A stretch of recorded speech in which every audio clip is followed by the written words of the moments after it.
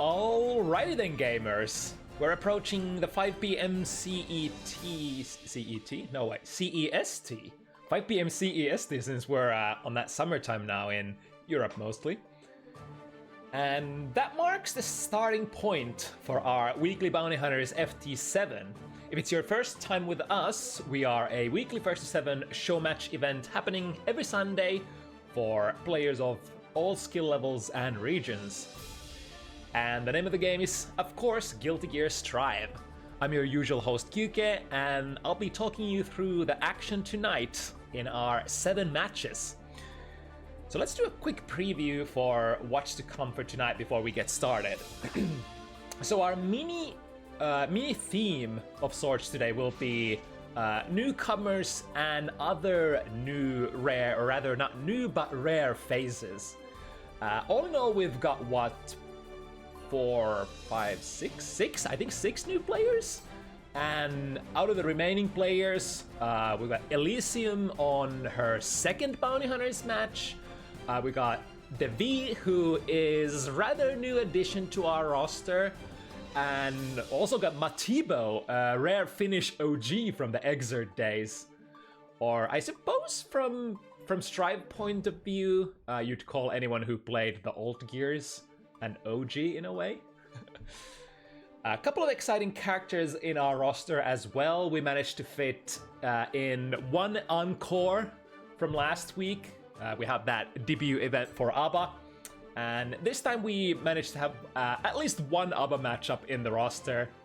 But also one Asuka being piloted by one of Norway's finest, Strelitzia, who is of course making their debut tonight as well.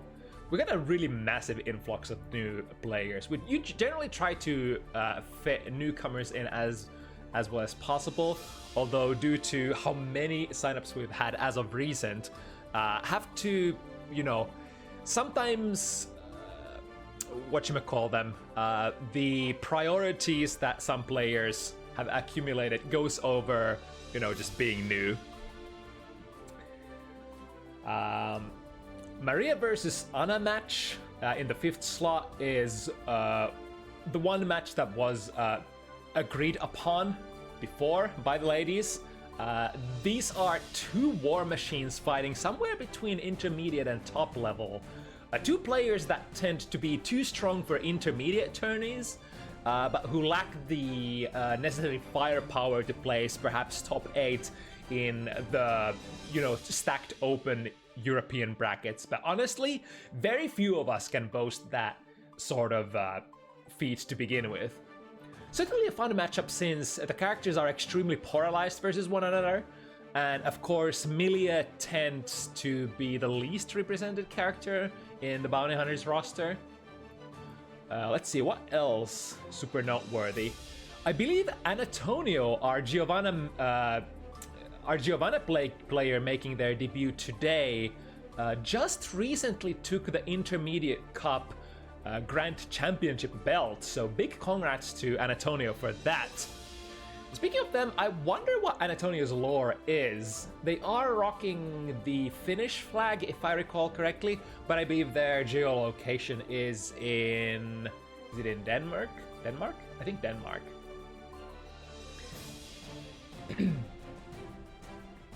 Live in Denmark? Are you a native Finnish person though? Just out of curiosity. Finnish though. Alright, that's pretty cool to know. So our brethren abroad. I tend to say our. I guess we're, I suppose I want to make a big deal out of it here and there, because we are generally like European Nordic based by design or originally. And of course, I can't hide my own nationality, being a Finnish citizen. But yeah, I guess we should get ourselves ready for the first matchup of the evening. Clebinho Ram versus Horizon. It's gonna be Portugal versus Sweden match. Ram Milia. Ram, of course, explosive power, great reach. Milia more find the hit and blender it up. Of course, Milia has pretty decent neutral as well, but for slightly different reasons. Milia not usually the character you think about when you're like, oh, this character has like the best buttons in the game. Not necessarily the furthest reach, and not necessarily the far range hit confirming potential that many other great button characters have. But she is one of the most mobile characters in the game. Extremely fast run speed, double air dash, which is completely unique to this character. So probably gonna lean on the mobility side of things in order to try to outmaneuver Ramlethal, who, you know, she has very, like she has a good sort of set of normals. Probably the best kick normals in the game. So when you need short or short mid-range range, like her buttons tend to be one of the best in the game. And of course for mid to long range, she has the S buttons and heavy buttons, which also tend to be a lot of the times either best in class or worthy runner-ups for having features that some other characters like features that other characters' buttons just don't tend to possess at all.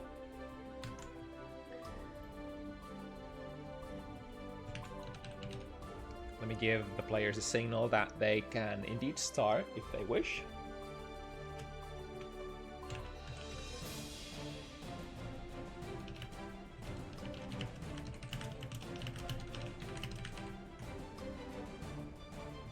All right. Whew. Yeah, a Portuguese player. Since the, I guess the Portuguese invasion back in the day, it was one of Orochi's events, after which Finland and Portugal were, like for a short time, extremely tightly knit. We got a massive influx of Portuguese player after the so-called Portuguese invasion. We've had a decent flow of Portuguese players, but never the massive avalanche that we got at that particular time. And Clebinho is one of those players I've never heard of before. Technically Horizon fits that bill as well. And I think this was a debut match for Horizon 2, right? Let me make a quick check. Yes, indeed, that would be the case. So two debut players. You know not what to expect. I know not what to expect. Let's just see how it is. Immediately that mobility comes into play as Horizon has basically crossed up Clebinho at least 3 times over. Got clutched by the rock into a conversion, put in the corner. However, if you don't have that 50 meter ready to go, that Dauro is not gonna be a hard knockdown. Still gives Ram a plus frames though on hit. Which side? Good blocks on Clebinho actually. I would have gotten hit by that.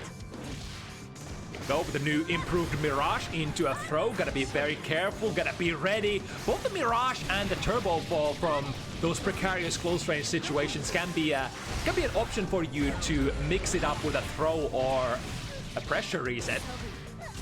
I believe Clebinho with a very clever use of deflect shield here, pushing Horizon into the corner, managing to get a hit, and what a hit it is as well. Hard knockdown, baiting, maybe burst, or the reversal super that Horizon had ready to go, and the 5B swipe out of the sky.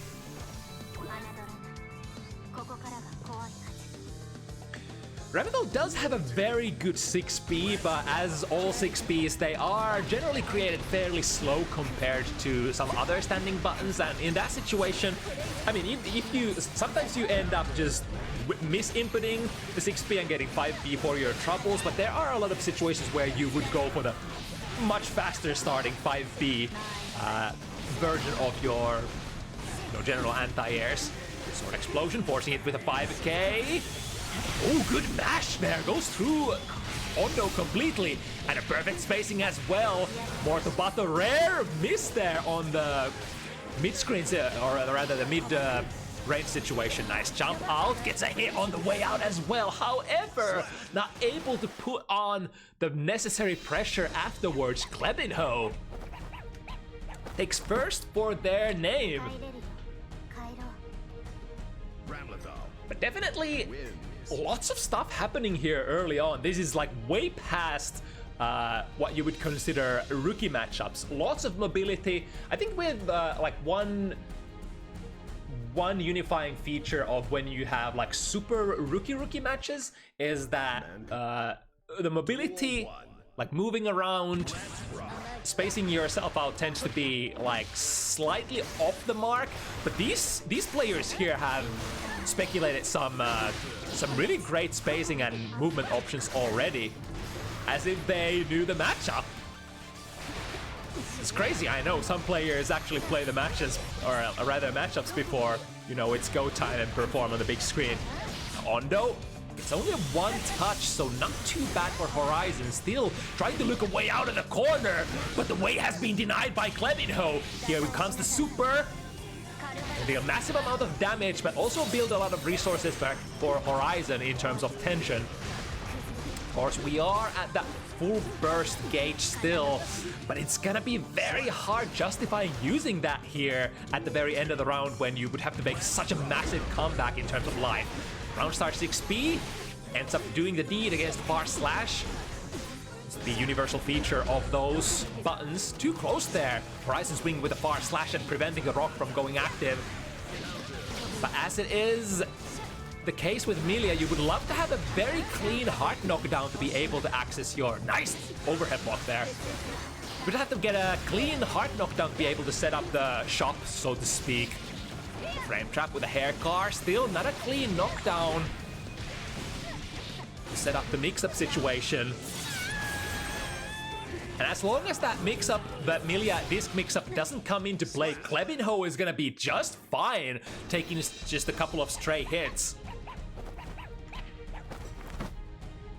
Milia kind of lacks the convertibility for some of her buttons. Gotta get really close and personal to get those full conversions, as well as, you know, if you're not in the corner, her damage not necessarily the highest.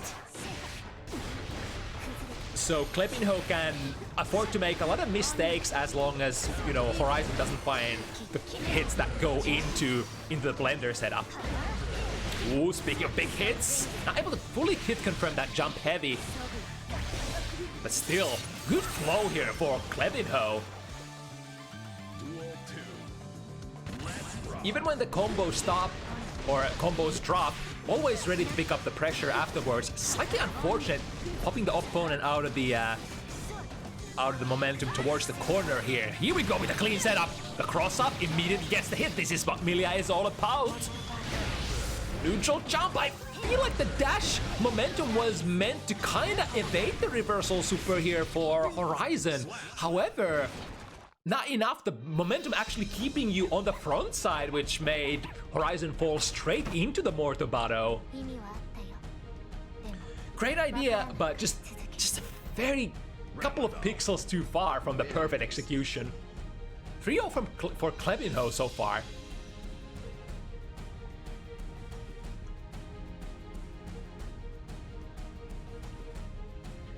You know, as soon as Horizon got that one hit, that one great touch, get into a really good position to do some follow-up damage and run the mix-up. So if Horizon somehow managed to get in that position again, such as no time to set up the disc this time. And it can be one of those things that if you're, you know, ooh, nice, the jump, what is that button, jump slash, coming down, able to get a hit, able to hit deep enough to call out that incoming hair car. Right, set up the disc.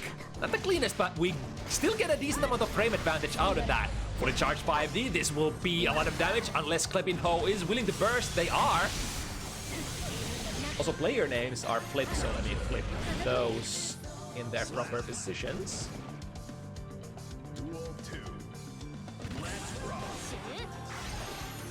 Right, turbo fall into the rose.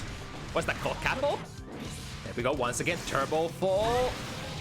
A reaction check that you must be able to you know, must be ready to respond if you want to evade the throw that, you know, Milia players love to use on people who sleep on the wheel, so to speak.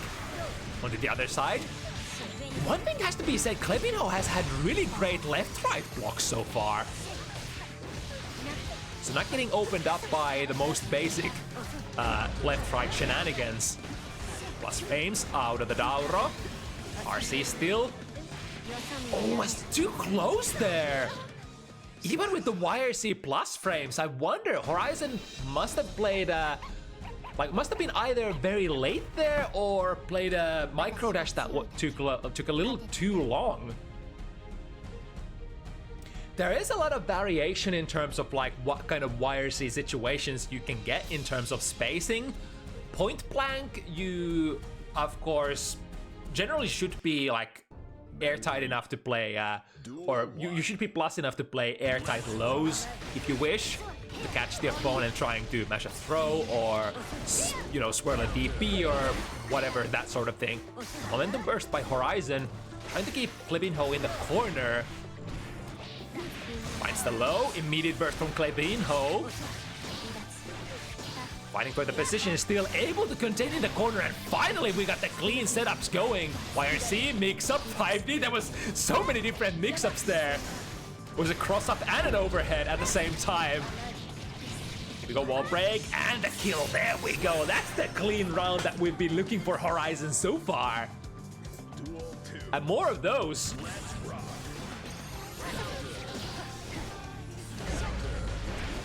Nice, 6B, very much on point. That's a big combo from Clebinho. Could cash out with the super, will do so.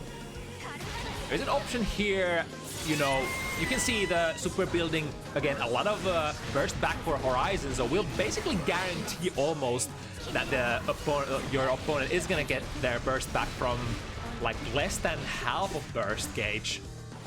1-2, a force to wreck a sequence. Burst here, wants to... Oh! Alright. That was a big, whatchamacallit, a certain safety burst, I want to say, from Clebinho. They did have a massive life advantage going into that situation, but, you know, sort of saying that if Horizon gets out of there and gets me down, it could turn out very sour very fast. So the safest play is to burst them in the corner, do that momentum burst, and take the round. Not able to get out of the sword explosion. Big plus frames for Ram. Deflection and the punishing super here thrown afterwards. But this will be a hard comeback to make. Ah, the recovery frames there. Clipped by Matiibo, one of the longest ranging reversal supers in the game.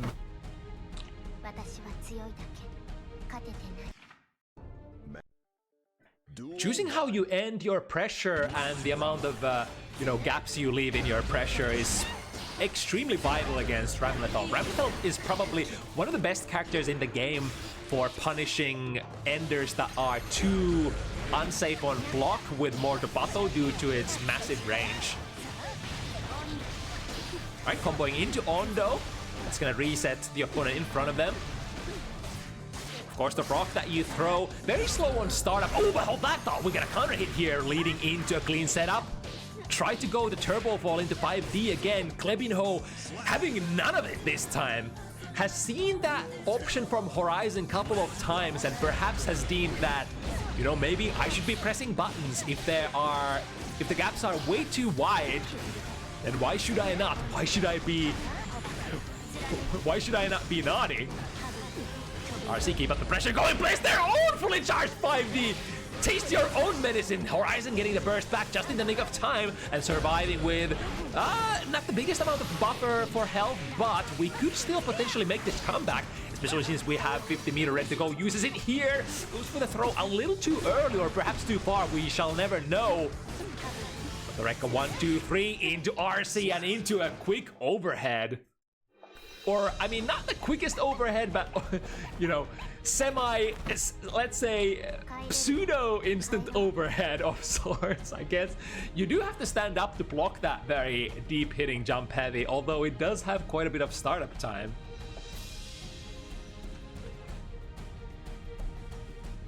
But hey, the 5Ds have been hitting as well, so why should not you know, jumping to jump heavy as well. Clebinho had a very advantageous position here, 6-0. The bat, Horizon getting some really nice setups. Swing into the wrong direction out of that left-right was Clebinho. Nice jump out, and that's generally what you want to have your counterplay against Ondo the Rock be. Jump out, and then instant air dash, punish the opponent if you can. Initial fight beam. Ooh! Mirage actually going under there. Finding a cross up and another really great looking round for Horizon. I gotta say, even though the score is 6-0, the rounds that end up working in Horizon's favor have been extremely dominant. I guess that goes sort of with the territory when you are playing, you know, the blender kind of archetype of characters that Milia is. Right, very damaging combo. And the Rock once again. The Rock is like not only just great in pressure and combos, but generally an extra way of you for Ramlethal to check the opponent from a range where Fire Slash or 5 Heavy would be missing. So I feel like that's like, in terms of, you know, what kind of special move Ram could have gotten from the new special move lottery. Although, hold that thought, if this is blocked, this could be an end of the set. Oh, it is! And Clebinho clutches a clean 7-0 sweep. My goodness. Very, very convincing Ramlethal play here for our newcomer. Again, a little bit of a configuration round here. When you are making your Bounty Hunter's debut, sometimes, you know, we have slight mismatches in terms of skill level, but of course, the longer you play, the more sets you play, the more accurate our matchmaking will get. And it was great, great resistance for Horizon, just not able to get the ball rolling quite often enough to triumph past Clebinho. But good stuff nonetheless. All right, next up, we got this Johnny mirror match coming up. NormanBlack will be the guy making their their debut, making their first appearance here on Bounty Hunters. Aquila, player we've seen quite a bit on Bounty Hunters before, also known as Epic Gamer, of course, rebranded with a new name. I'm gonna be swinging Johnny this time around. Aquila has a couple of different characters that they play, but I think the Johnny was the most fitting for us for this bout today.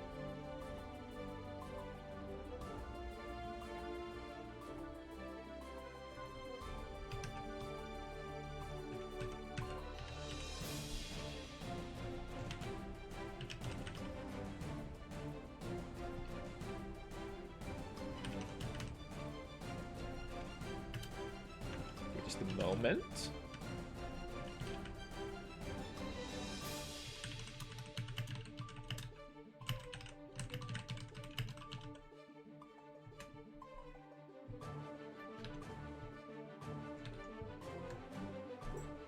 And there we have the code as well. All right. I think even during the Johnny introduction event, the first week after Johnny was released as a DLC character, I think even that time we didn't have any Johnny mirrors. So would this, I think this generally, or this should be our first Johnny mirror ever on Bounty Hunters, if I don't misremember.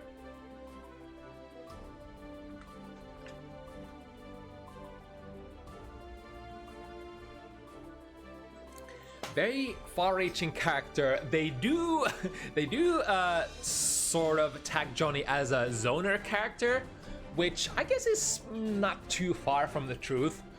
His, you know, Mistfinder has always been a massively long-reaching move, but especially in Johnny's Strive iteration, gains so much power for zoning and keeping up the pressure, combined with the card deal. If you trigger the turn-up effect of the card deal, which basically is done by slicing the card with your Mistfinder. You not only, you know, keep them steady, you not only guard crush them, but you pop them up for combos, and it's just a generally really powerful mechanic if you can get it rolling. I mean, a lot of characters in Guilty Gear Strive, if they have access to a strong guard crush loop, they will utilize it very powerfully. Johnny is one of those. We also have Gold Lewis, probably the grandfather of guard crush loops, and then a couple of different characters who can do it as well. I mean, Potemkin in a way, although Potemkin's pressure usually leads into a decisive mix-up right away, rather than just looping the situation over and over. Oh, nice, still got the combo. It was a very long delay here on the super. Also, we got the wrong names, so let's fix that. And which player is which color? Let me fix the colors on the players as well. So Aquila would be the denim color and NormanBlack pink.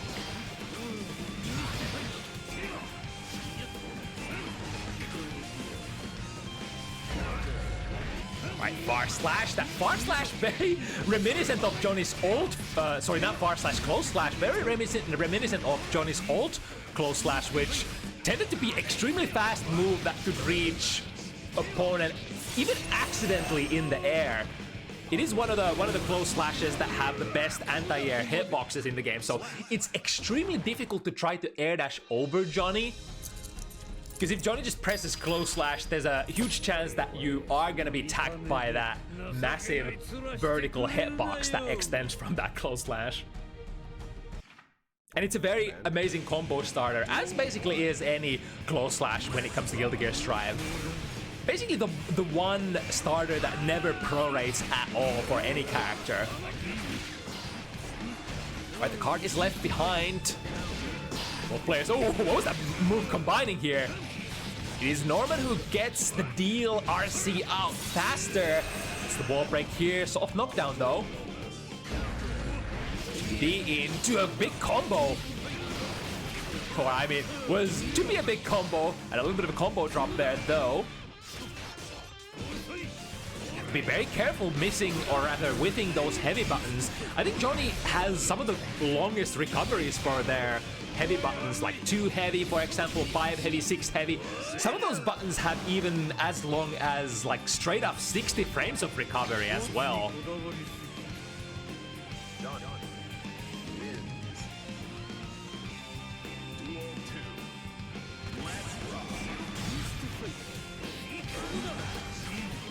Right, deal very nicely maneuvering over it before it gets triggered. I think in that sense, if you think that your opponent is gonna deal in their block string, you can always try to interrupt it or try to air dash out. But on the other hand, if you try to struggle out of the block strings while Johnny is going for a frame trap, ooh, nice combo here, starting from a 6 heavy. Are we going into the wall? Not quite. Norman still gets a decent amount of value from that, using all of those resources for that combo. All right, there we go, the power of the Close Slash, or was that 2S?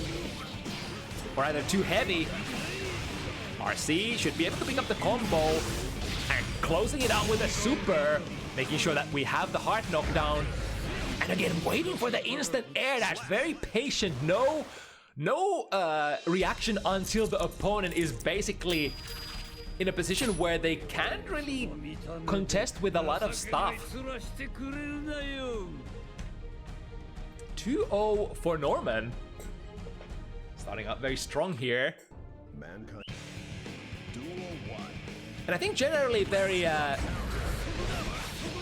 patient style of play, waiting for Aquila to make a move and then punishing if the move tends to be, you know, something that you can react to.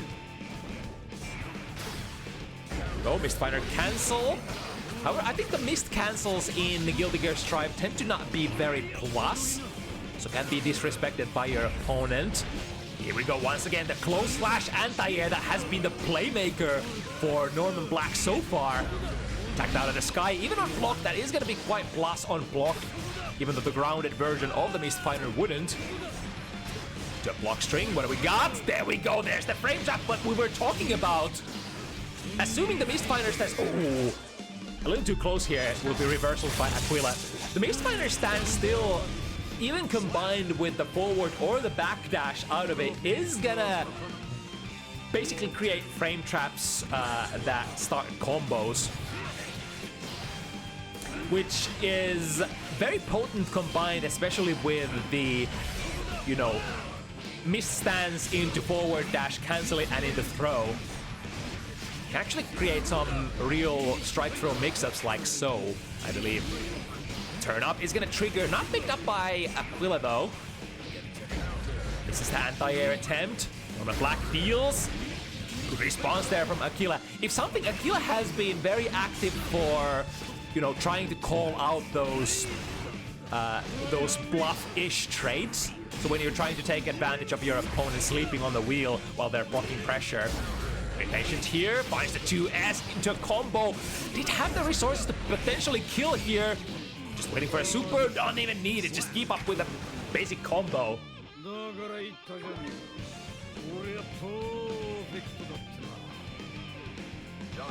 An opportunity for Aquila to put themselves on the board here. Next round, this round is gonna be very crucial in terms of where the momentum is gonna go from here on out. Black gets the deal.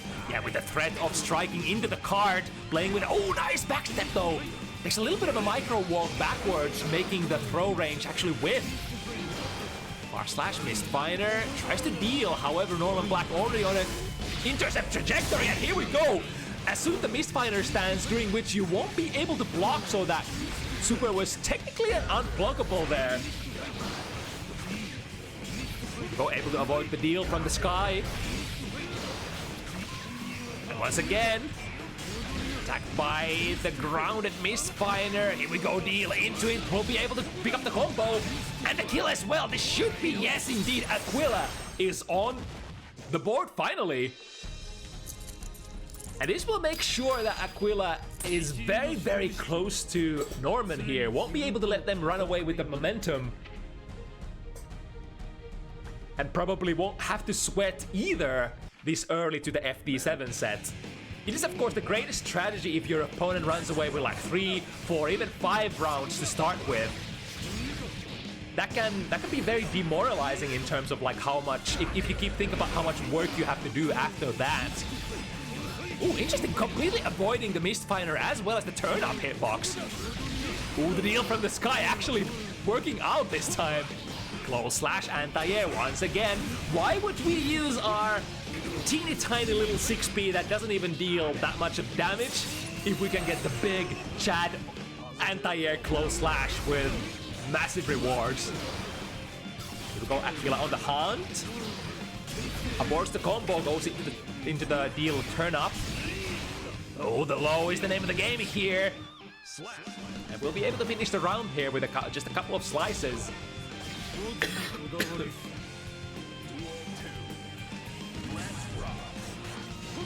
Nice jump from the round start. However, the 2S recovers so fast that Norman was able to still pull up an anti-air afterwards. Ah, yeah, that's gonna be very minus. Not canceling the 2 heavy.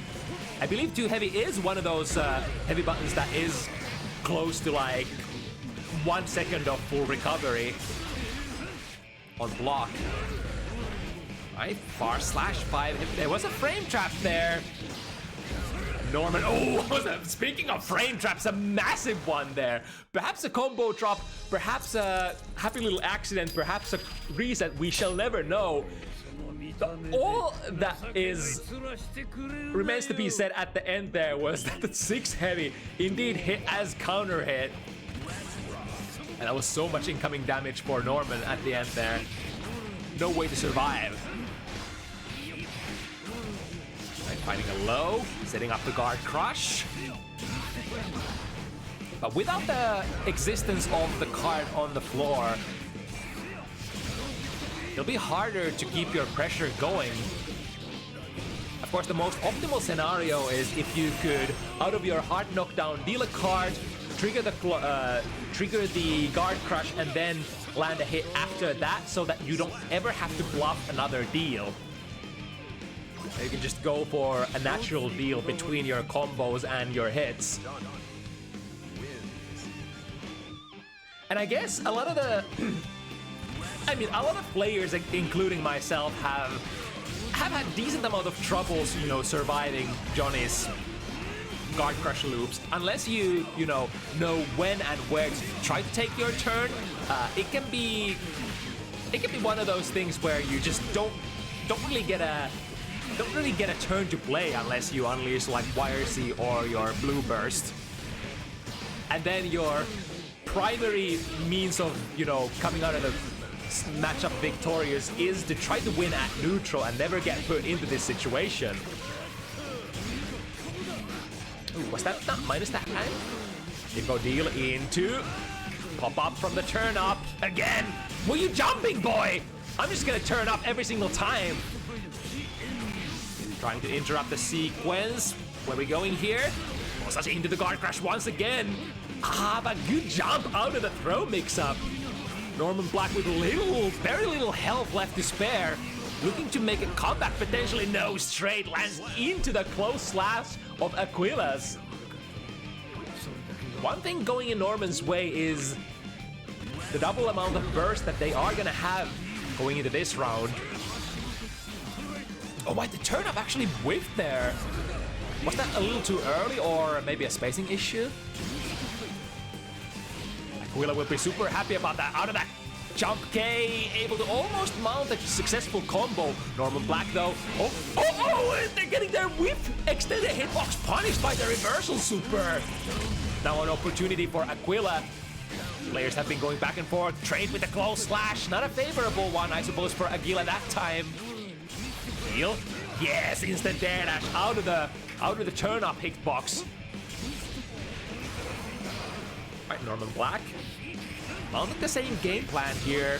Finds the low. Is that gonna be enough? Taken to the wall. The 6 heavy whips. /5 heavy does have the stock of Wild Assault. The red kind is what many of us would like to have or already have. Generally, like most of the characters in Guilty Gear roster do boast the red Wild Assault, and generally are very happy about that as well. Coming in very clutch when you don't have that 50 meter ready to go to hit confirm your combos.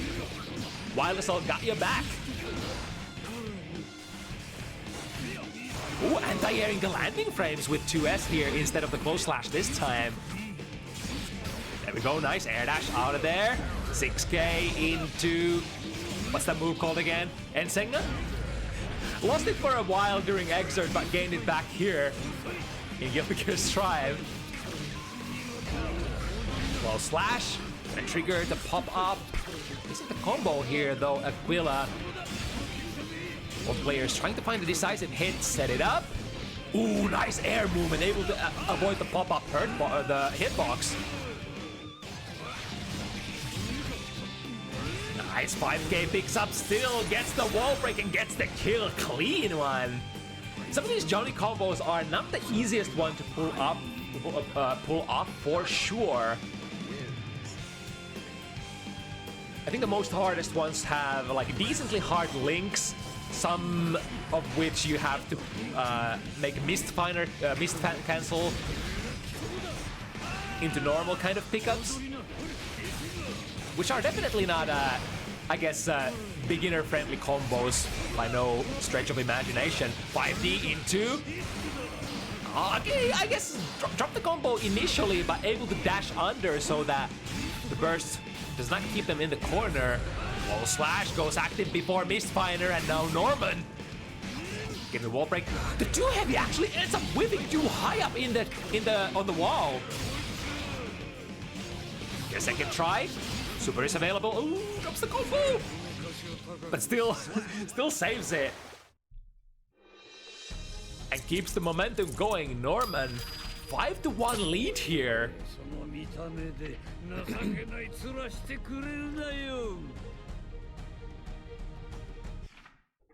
Mankind knew that they cannot change society. So there is still decent room here to make a comeback. A little breather here during the introductions. What are the tools that we need to lean on more to swing it in our favor. What were the hits that we took? What are the adjustments here for Aquila moving into this round number 7? Norman, a very decent start here. Tried to go for perhaps a throw here. The close slash Abare from Aquila completely flips the situation on its head. Nice, gonna throw. Are we cashing out? All right. Misses the combo, unfortunately. There's a couple of options that you can do there. Out of the throw, you can either choose to deal and go into Oki situation, or you try to do a combo and break the wall. The most important thing is that Aquila has managed to keep Norman in the corner. Now with the soft knockdown, Norman could potentially have some options to play, but falls back into the positive bonus loop. There we go, the jump scare, 6K, finds its mark. This will be a hard comeback. Norman chose to spend the 50 burst here for Red Wild Assault, but not getting any value out of that. It's a difficult choice to take, difficult choice to make when you are very down in life and you get a good hit. Are you gonna expand? Are you gonna convert with Wild Assault, spend that 50 burst, and then try to make the comeback? Or are you gonna try to make the comeback without spending any resources so that you can take the resources to the last round instead? Or the next round, rather. Not necessarily always the last round. Right, dealing over Norman 6K.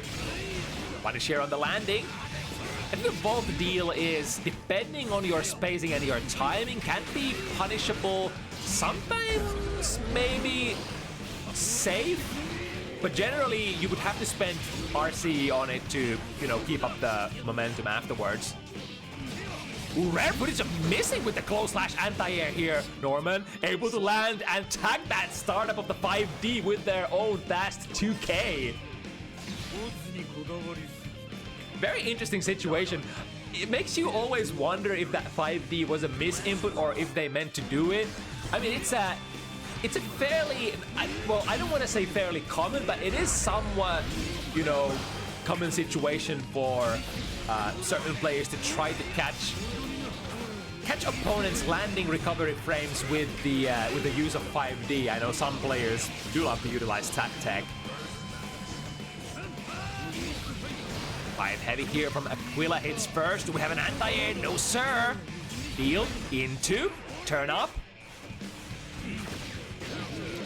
And to desperately find some sort of escape here. If there is something extremely good to be said about Aquila's pressure, is that they've, like, where they perhaps miss some of their combos, they keep up the pressure very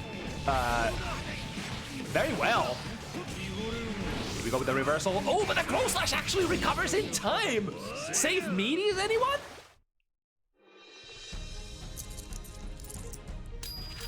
I mean, close slashes tend to be some of those buttons that have the fastest recoveries in the game, and if you have like a perfect meaty close slash, some of the slower starting reversal supers might actually end up whiffing on those. They cannot change society.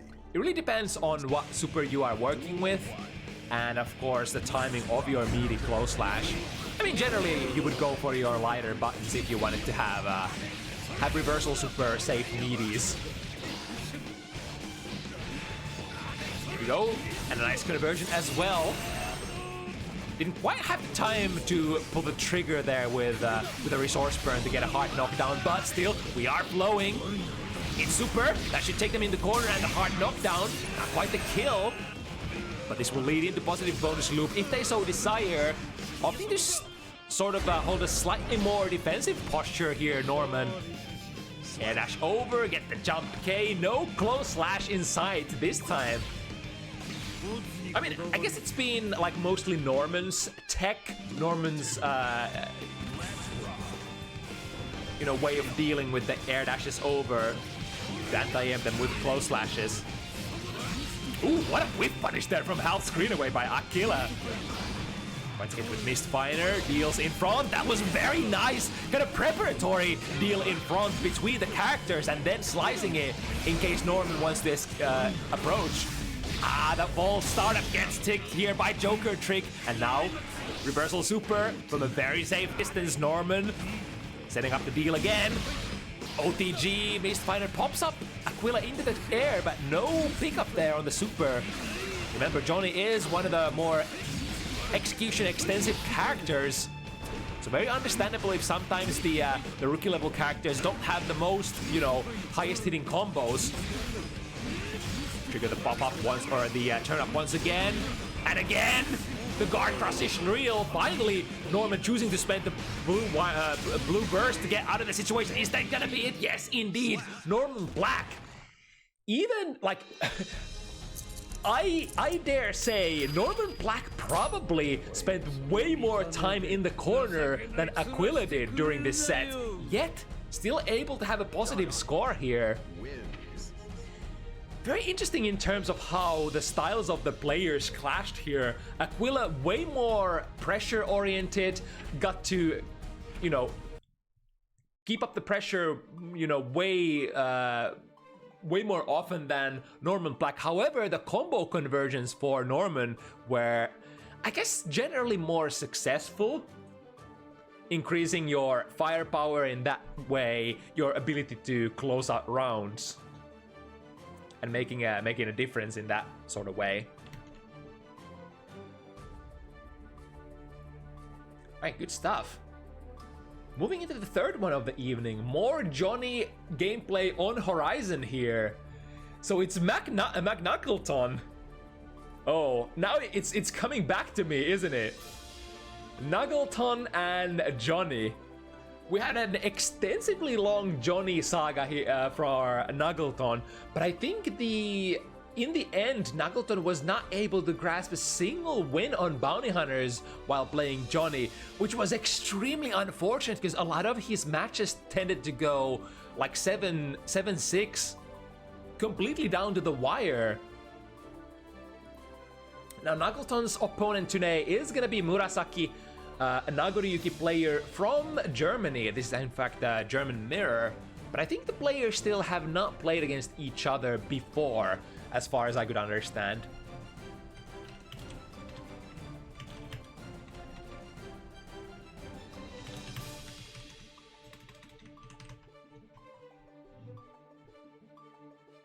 So long range versus long range once again.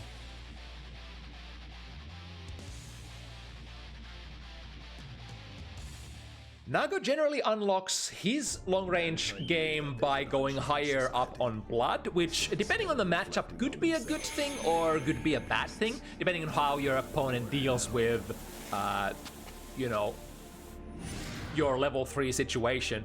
I guess generally the characters who have good zoning tend to be very strong against Nago blood level 3.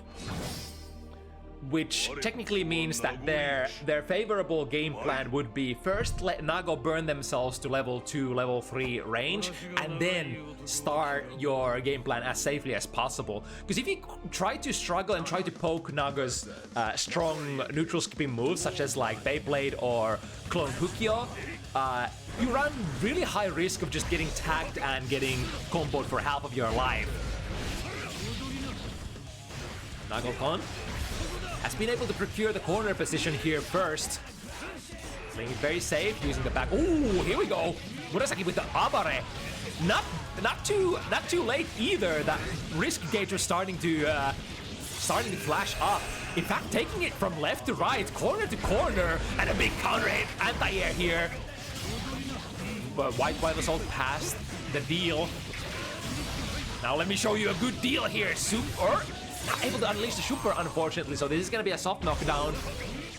White Wild Assault, no choice but to hold that. Unless you're ready to throw it on reaction, or maybe if you, I guess from the soft knockdown wall break position, you have. Wait, oh, nice bait here! The backwards Fukyo into a bar slash, completely making that reversal super hitbox whiff. The back Fukyo tends to be one of the biggest pressure playmakers for Nagoriyuki players. Not just, you know, spacing yourself outside of their throw ranges, but also being able to create frame traps where there otherwise would be none. Go, spending a lot of blood. Not quite getting the wall break, but perhaps this is the best for Murasaki. Go. Reaction super against the Fukyo. Fukyo forward, of course, is one of those situations that I was talking about. It's, oh, well, that's a big counter hit. We have the blood as well. Extending the combo as much as possible. No super. Are we gonna pop? Is the question here. Murasaki. No, the momentum in blood halted there just before the blood rage popped. But however, that could have potentially been a kill if we got the super off the wall. But no reason to worry about what has been. 5D nice standing up to block the overhead. With the situation around, deal into a strike. Here we go, guard crush loops. Don't even need to initiate the loops because we have the hit. Like I was saying in earlier set, this would be the most preferred way for Johnny to play it. First, trigger one guard crush, then preferably find the hit, get the hard knockdown, repeat over and over again. 6P. Oh, hello. Do we have some choppy connection here? McNuggleton once again ready to bait the super and takes it. Wait, was that the first game? Only the first game? Felt like that took an eternity to resolve. Might have the first disconnection of the event as well. I hope the connection is good though. It looked like there were a couple choppy situations there in the between. Room settings. Here we go. You know, it would be the most tragic thing ever if a connection between players in the same country would be choppy.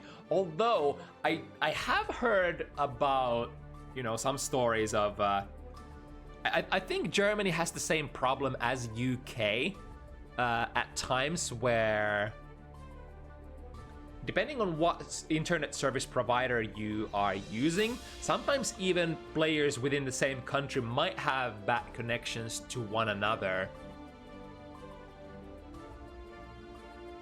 You know, hopefully that's not the case here.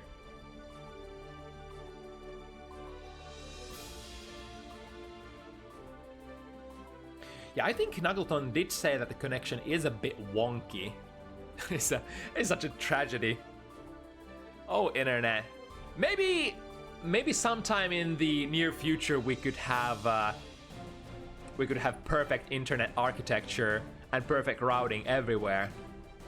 Who knows what the future brings? I mean, it's probably one of the most important technical, scientific advances that we would hope for as you know, video game players and nerds alike. Internet culture enjoyers all around would love to have good internet connections, no matter where you are situated on this little globe floating in space. Although speed of light is hell of a thing. I guess technically speed of light should be able to provide like relatively good connection no matter where on planet Earth you connect to, as long as the equipment in between does not cause any delays. But of course, we of course do not have the perfect vacuum of space for the speed of light to travel either. This one is extremely close. Murasaki seems to be on top of it this time. Alright, 1-1. Let me flip it back to rematch so that the players don't have to come back to lobby between the games.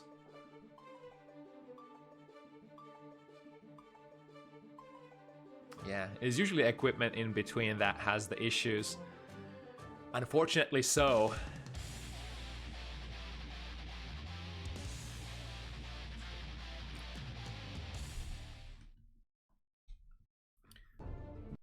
The weakness of flesh, as well as the weakness of all physical in nature.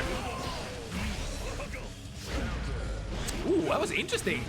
Mistfinder stands in the air dash forward. Was that what I just saw being anti-aired by Murasaki 6B? Here we go, backdash out of the 2K. And cashing out, using the tension here because we are pretty high on blood. Well, this is gonna definitely fix Murasaki's blood problems for the foreseeable future. And the bait here will cover the, will solve the HP problem on your opponent as well. Alright, air dash over. Trying to 6B under the turn up, however, the hitbox is quite massive. So going under that will be quite the undertaking. Or would be rather quite the undertaking. Nice reaction there on the clone. Here you go, set up deal. Guard crush into big counter hit, close slash. Cashing out, didn't quite have the 50 meter ready to go to take it. I think McNuggleton actually consciously chose to not go with the Wild Assault there to break the wall in order to have as damaging option as possible. See, the red Wild Assault is generally not your big... Oh! Hello! What? From behind? Okay. And had the right Hukio as well to confirm. No reason but to burst that for McNuggleton. I would have loved to see that combo though. Alright, skip to the other side. Ah, but it's a little too early there. I guess no doubt because of the... Oh, do we have the TOD? Yes, indeed. Murasaki had lost had lost just enough life to make the TOD combo after the Blood Rage pop feasible. I think most characters can combo like around 80% of Nago's life fairly convincingly, fairly easily by doing just the longest combo possible. So but like having TODs is probably impossible for almost every, like pretty much any character. So generally what you would love to have is that Nago has lost at least like 10 to 20% of life before they pop, and then if you have 50% tension ready to go, you should be able to just kill them very easily during the Blood Rage pop. Speaking of, once again, McNuggleton avoiding the incoming clone. Mistfinder cancel, keeping the pressure alive. Finally challenged by Murasaki.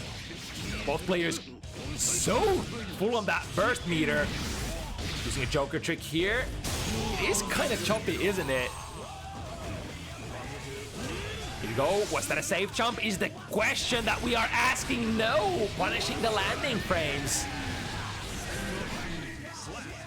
If I recall correctly, Nago's super is 7+2, so would be technically a 9-framer.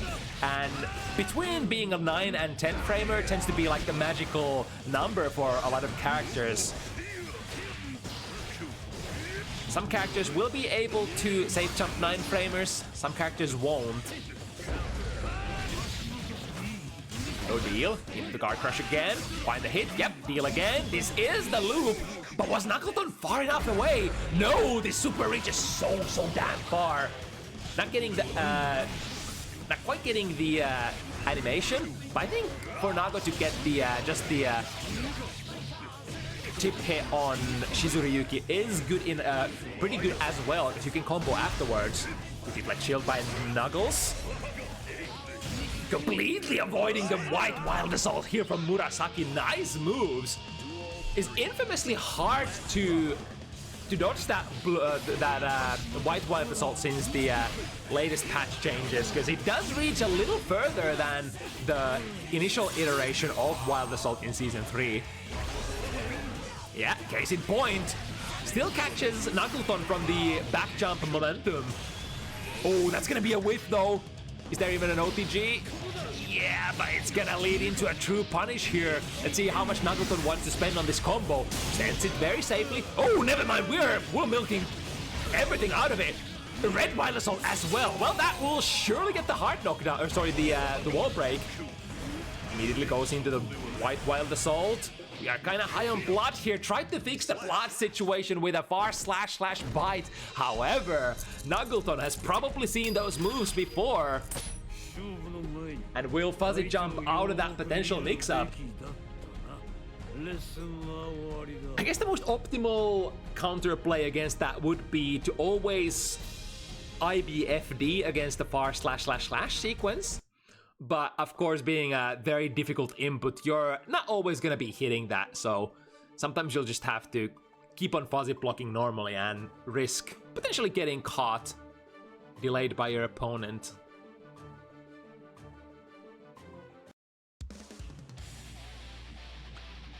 Right, the players did agree to change to a potentially more lag-safe arena here.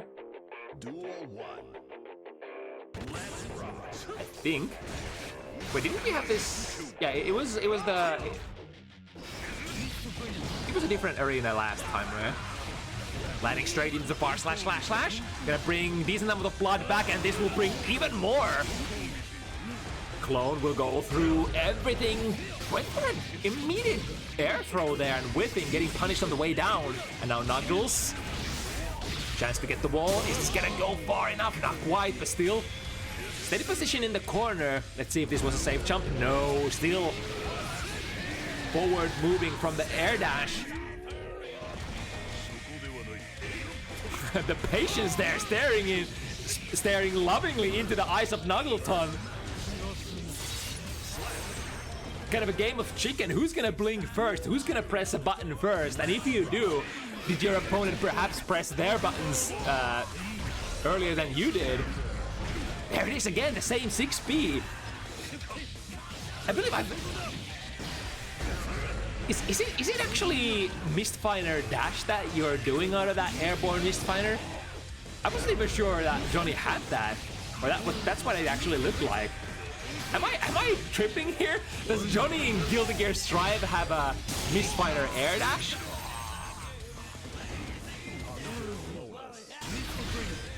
We go with the card cross, but churning up the reversal super. I think this should hit. Yeah, the far slash was active there. Far slash to follow up into baiting. Oh my god! It kind of looked like Murasaki initially baited that super, which was probably why McNuggleton was ready to cancel there.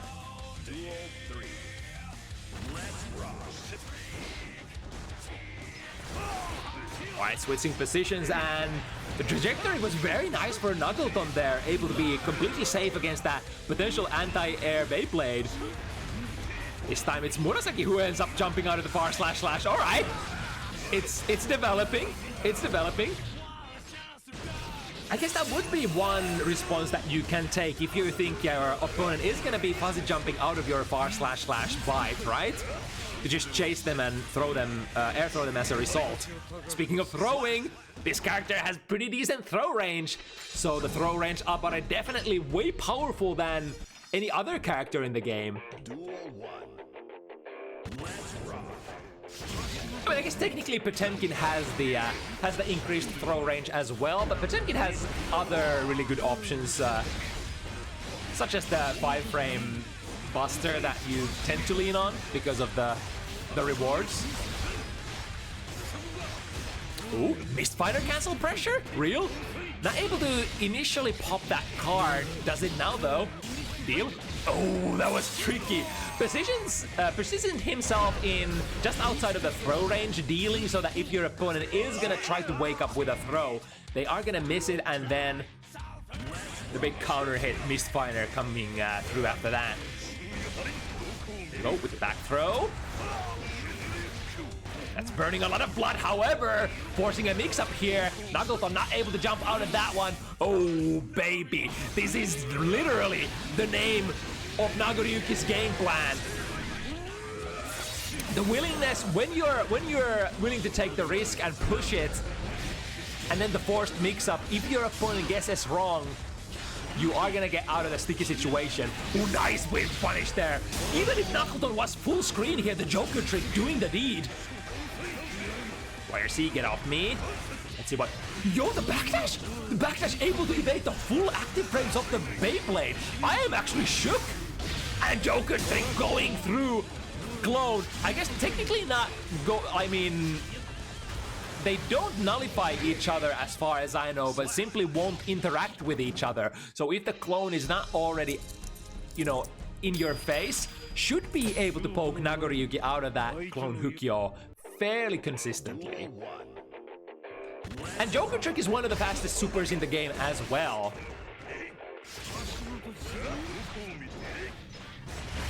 Alright, the dash. Even if we didn't get the full whiff punish on the too heavy, still able to put themselves in a position where they get the poke. Alright, McNuggleton very high on meter, reversal super, yeah! No bites today here. In this situation, even if you had a DP, you might as well super RC, because the thing with reversal supers is that they cover the throw options as well, which DP options do not. I mean, technically that's not gonna be an issue for, or a choice for Johnny, because you don't have a reversal DP, but just something to think about whenever you have 100 meter and just wanna make them get off you at any means necessary. Another bonus is that you can, of course, RC your supers on whiff as well. So even if it completely airballs, you're still probably gonna be able to push it. But this time, McNuggleton not taking that path. Jumping out of there, getting a punish, Joker Trick. Enough. Nago is quite heavy. Has guts, has defense. Survives with just a little bit of life here, but the red Wild Assault frame trap out of that far slash poke. Forcing the situation, forcing in more chip damage, basically telling Murasaki, alright, listen, if you're not FD blocking through this whole sequence, you're just gonna go down to the chip damage. Again, I'm actually shook. That must have been something that McNuggleton has practiced, or perhaps Johnny just has a you know, frame data on his backdash that favors that situation. That's 2 backdashes out of Beyblade. My goodness. I guess you would generally require a backdash that has fairly fast, you know, that is just fairly fast to recover. Alright, this far slash will get cleaved here with Shizuriyuki. Also blood coming back from this as well. And I think Murasaki was on a positive bonus as well. Oh, hello? Please? Gaben? Give it, please? Black magic of the internet lords. We're still playing this set here. Let us see this till the bitter end. Oh, would this reach? Oh my god, it still reaches Shizuriyuki, my beloved. Still not quite able to pull off this victory, and gosh darn it is so choppy. Internet overlords definitely not favoring these fighters here today. We are gonna advance towards the end. No matter what the outcome will be, Murasaki here would love for the current status quo to be a little more favorable for themselves. 2K 5D, man. McNuggleton just sees basically the block string all the way to the end and respects the super as well. Great patience here. What a great combo as well. That was a full corner to corner. And taking the soft knockdown here instead. Ooh, and oh, hello. Hello. Even despite the little hiccups there, was able to churn out the reversal super and smack Murasaki out of that round. Alright, well, 6-2, unless I miscounted. Or was it 7 already? That might have actually been 7 already, and I miscounted it there. What's the score? I mean, even Murasaki is asking what's the... Oh, right, because we came out of the... We came out of the games somewhere in between. So the players technically lost the true score count. I guess we do have technology for this, don't we? So we have room rankings, which... Oh, never mind. I guess it's... I'm pretty sure it's 6-2.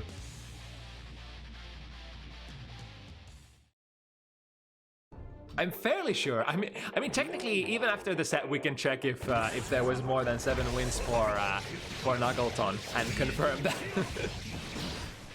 That QK has indeed not missed the math this time either. Yikes. Alright, with a cool combo. Breaking it with Joker trick. Doesn't really matter at what point of the stage you are sitting at the end of your combo when you have a super like that. By burning a lot of blood here.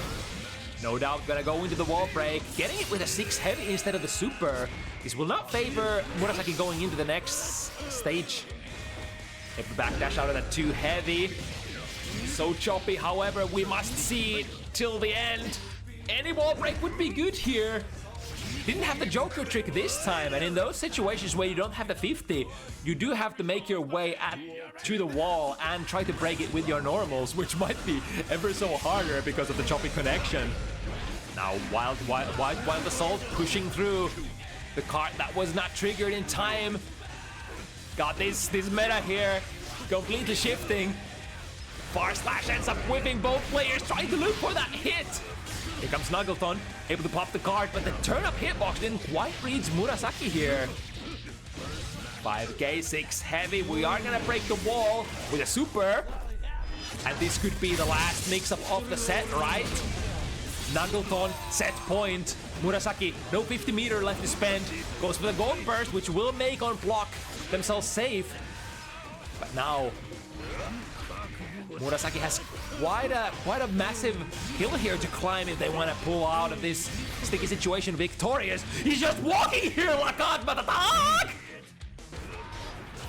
The YRC is too far. Look at that spacing for Nuggies, man! Oh my goodness! The willingness to walk a solid 2 seconds there and then some, getting the throw and then spacing perfectly so that the YRC will not be able to reach, because remember, it is kind of hard-coded into the system to like your hitboxes should not be interacting with the YRC. Instead, it should be checking your distance between the players, right?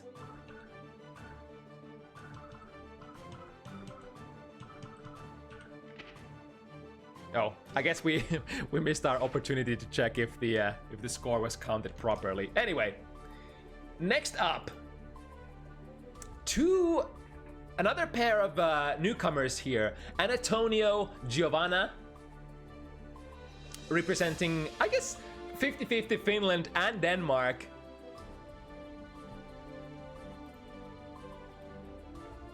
And then Zoggere, rocking the Irish colors here, and more importantly, I guess, rocking the new character, which probably most of us are super interested about, seeing more week 2 ABBA gameplay. So I will say again, notable things here. Annatonio was able to grasp the Intermediate Cup victory a couple of days ago, I believe. So we are talking perhaps an intermediate plus player here.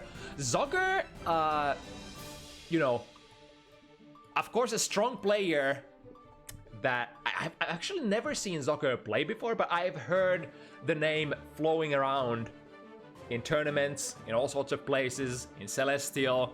This should be a player who is at a relatively high skill level, but has picked up a, you know, of course, a relatively new character in the form of ABBA as well.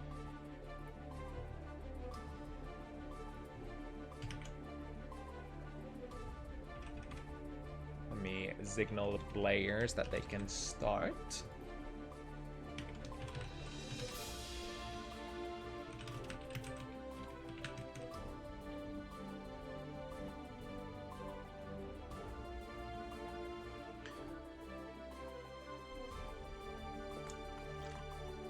Okay, so ABBA, a character that is at the same time the least mobile, but also the most mobile character in the game.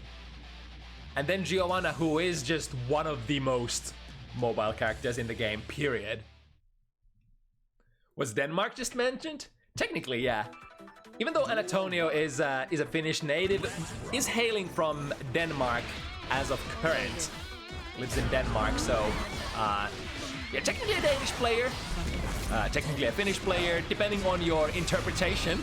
I guess both countries can claim Annatonio. Unless they lose, then nobody will claim them, right? Nah.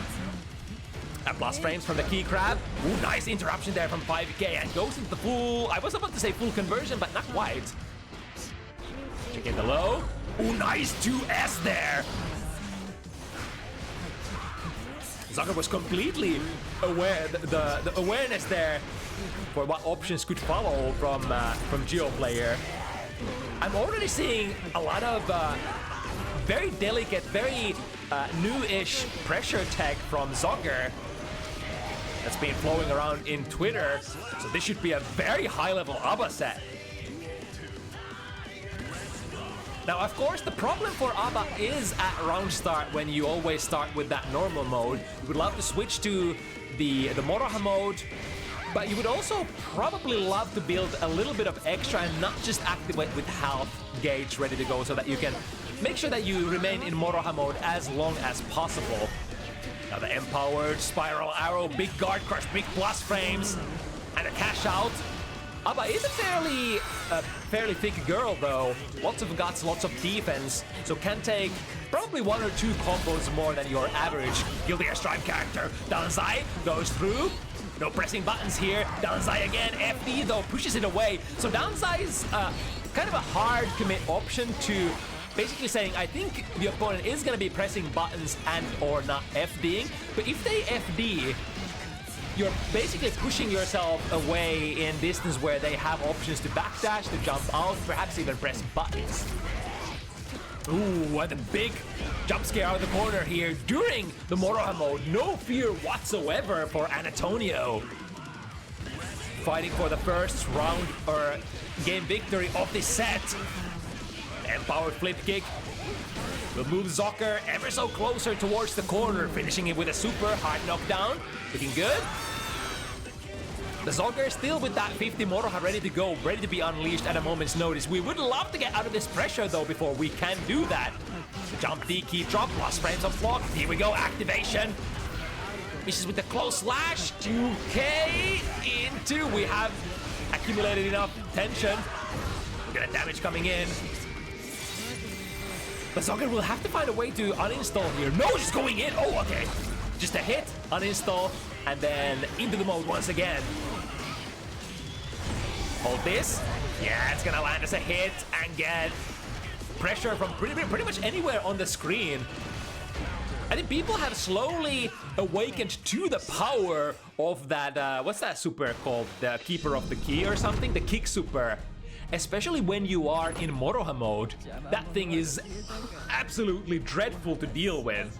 If you can get it out, it will not disappear, it will combo your opponent, and it will be something absurd such as like plus 50 or something. So you should have technically time to just run full screen and pressure your opponent, meet your opponent airtight. So probably one of the tools that most of your attention will go to get your thing started.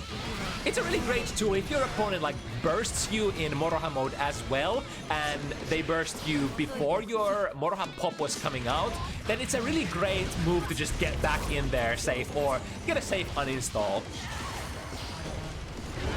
Ooh, Danzai, immediate burst there. And here we go, that's exactly what I was talking about. Has to spend the RC here, but still will be at a major disadvantage. Giving Zoggere time to uninstall and then go back into Moroha. Are we gonna have the kill here? Deems that it was not gonna be enough. Refreshing it, there we go, the stance there. And how that works is the amount of Moroha gauge that you will be awarded back is half of the gauge that you spent during your last install. So that means if you started, like the more you had at the start, the more you're gonna get back when you uninstall. And technically the more important it is for you to uninstall at some point so that you can get that massive amount of jelly back. Alright, break the wall, hard knockdown. Looking good for Annatonio here. Safe jump. Yeah, tries to FD Annatonio out, but we are talking about Giovanna here. One step dash away from always being at the opponent's throw range. Dragging that key, 5 heavy, nice anti-air, and this should go into, no, misses the Rekkas. You know, surprisingly, some of Abba's normal combos, depending on how high you pop the opponent, might just float them too much. Done. Zai, big cash out into the super, yes indeed. Able to use this to its full extent. Whenever you have a kill, you will not exit the stands, you will just burn it all. The special feature of that reversal super when you are in Moroha mode is that it will basically spend all of your jelly that you have left and turn roughly, is it like 20 or 25% into an extra hit, which will, you know, if in the end, like if you have full jelly, it will deal quite a sizable amount of extra damage. Right, activation here. Yeah, it's very hard to try to anti-air the air Moroha buttons from Abba. Are we gonna uninstall here? Yeah, stepping out. Is that gonna wall stick? Ah! The idea was to get the wall stick so that, or rather avoid the wall break with the key gap. You know, sometimes it takes very careful routing, and sometimes you just can't route it perfectly. You would have to know exactly like how much damage is on the wall and be like 200 IQ player as Abba. Getting the combo here, but good 6B into the right direction as well. The jump knee, even though it is a dreadful tool to deal with, being a plus on a block dive kick of sorts, it is still like fairly slow on startup, and if your opponent can see where it comes from. Oh my god, the gold burst against deflection. Double KO. Oh my goodness. I guess it favors Zoggere here because they were the party that did not spend their burst completely there at the end. Danzai +4. The pressure still going. Now, because Zoggere activated the Moroha there with basically full jelly left to spend, they were able to run the pressure for such a long time. And now it's almost... Oh, missed F Shiki? Is Giovanna perhaps too short to be hit by that when she's crouching? Duel 1. Although technically, if you play the F Shiki perfectly, then by the definition of the technique, they should be standing because they had to block an overhead before that, right? So it's probably Zoggere missed the timing rather.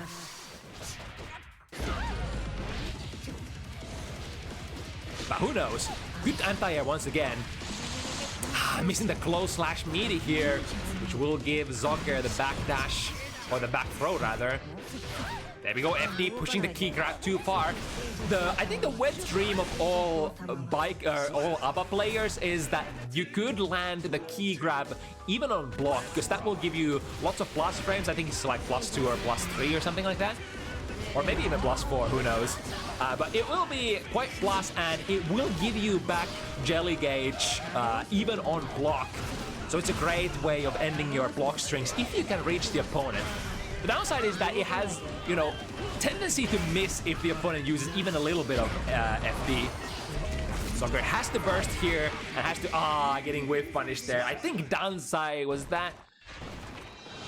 So the hugest drawback, or maybe the second biggest drawback of Danzai, other than it just pushes the opponent very far away on block, but the second biggest drawback is that it is extremely whiff punishable on whiff. And especially against a character like Giovanna, who is so good at getting a whiff punishes in, even from half screen away. Whiffing Danzai is crucial, is critical. You're probably gonna be dead because of that. And you're not risking just your life, but the remaining jealousy rage gauge that you have running in the background. So it's so important for Abba to not get comboed while that mode is running. Speaking of which, Annatonio manages to achieve just that. Now, interesting to see how Zoggere chooses to play it here. Gets to uninstall. Oh my god, and that's gonna kill right. Man, perfect fast RC into the Moroha pop animation and still gets to keep up the combo. I think it's an interesting feature of the Moroha uninstall. If you go for a non-manual uninstall during a combo, it will automatically FRC you into the Moroha pop states, so that you don't have to go for like a difficult like FRC, self manual install or whatever. Alright, RC, keep the pressure going. 6P on point once again. That's like one thing that Annatonio has been really good with. Almost shimmied that 2P there. Lots of plus frames and checkmate.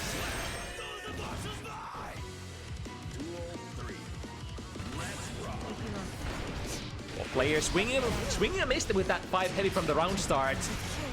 Zoggere dragging forward, but that reduced mobility in the normal mode definitely being a problem here. I could even see Geo being like one of the trickiest matchups theoretically for Abba, just because of how well Geo moves around. Ooh, trying to backdash out of those up dock minus frames. Nah, perfect spacing there. Tags Zoggere on the landing out of that jump D. Didn't get the biggest of conversions, but still flowing. We break the wall. Yep, hard knockdown. Bam, bam, bam. Zoggere has quite a lot of resources here. Most importantly, half jelly still left. Ah, this time doesn't find the timing for the jump D anti-air. And that normal mode jump D kind of holds your momentum in the air for a while before coming down like a rock. 5 heavy gets the install out of that. Looking very nice for Zoggere if they manage to get one hit in, but the whiff punish! God, this character! The opponent moves so fast as well. And Annatonio, a very important game win here so that Zoggere doesn't get to run away with that pressure, or rather with that advantage in terms of points for free. Right, burst, install, finds the hit. Reset into key grab and the overhead. There's so much potential for resets there. Zoggere with a little bit of a overextension there. Got the automatic uninstall. However, Danzai will power through all of your reversal supers. If you don't have the luxury of, you know, since RTL or Milia's Winger or moves like that, there's just no way you can make it past Danzai. And if you maintain on the front side of Abba while Danzai is going off, yeah, it's just gonna beat every single super in the game. Alright, still with the Moroha neutraling. We'll need to... Oh! Do we go for an install here? No, we're cashing out! Zoggere bets everything! Gets manually, or rather automatically uninstalled though. Perfect. But footsies, look at that 5K. I mean, the cool thing is, even though Abba's mobility is extremely limited in normal mode, her normals are kinda nice-ish. Like, has one of the longest range K normals in the game. 5 heavy, has lots of disjoint, reaches far. A good anti-air, 6P is good, 2S is good. And then your special moves are kinda good as well. Like 2, 3, 6K, the tilt is kinda goated. But of course it always comes down to, you know, my character is just has difficulties positioning themselves. And even if you have like the best button in the game, it has the potential of doing nothing unless you can unleash it from the exact position where you would love to use that. Like having the sweet spot for your normals is the problem for normal mode for the most part. Nice pick up. Open the combo here, still keeping the corner. And the empowered guard crush. Should be a kill. Yeah, no matter what you use here is gonna be enough damage. And Annatonio. 3 to Zoggere's 4. There's just so much that could happen here still in this set. For all we know, Annatonio, oh, well, that thought immediately dashes into the big 5 heavy, but gotta be careful. If you whiff with that 5 heavy, I think you're only frames away from getting whiff punished by Giovanna. Here we go, activation. Annatonio did get a backdash out of the blue RC installed though. But now in the corner, the overhead hits. Come out of the mode. Break the wall with a key grab. There we go. Yeah, just defensive posture. Far slash, backdash, far slash. It's a very different kind of game plan that you tend to see from probably many Celestial Abbas. The willingness to not just go full throttle, balls to the walls in as soon as you install, but giving some respect to your opponent and giving your opponent opportunity to perhaps overextend themselves into your disjoints. Here we go. Oh, the two heavy catches, the backdash! And is at the same time one of the biggest combo starters for ABBA. Or I mean, technically no matter what you start your combos with, I want to say in Moroha mode, it's gonna lead into big damage. It's like, I guess like 2P and 2K are not the biggest. I mean 2K goes into Dansai, so it's relatively massive, a relatively big combo starter as well. I guess like no matter what you hit your opponent with, you just want to hit your opponent. Period. When you are in Dansai, or not Dansai, when you are in Moroha. Alright, able to weather the storm of the Moroha mode there.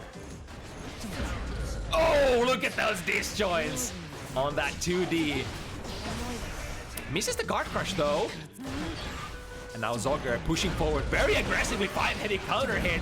Probably worth it to burst because that 5 heavy would go into a big combo even on normal mode. There we go, got the juggle. The wall breaks a little too soon. Into. Oh, despite the deflect shield, the empowered spiral arrow pushes Annatonio so far forward. Is it gonna be enough? I think there's not a lot of, there was not a lot of jelly to spend. So that didn't even give one extra tick of damage to Zoggere, perhaps? I'm not 100% sure how that how the jelly burning reversal super actually works. If you need to have at least some to be able to get like one extra hit there.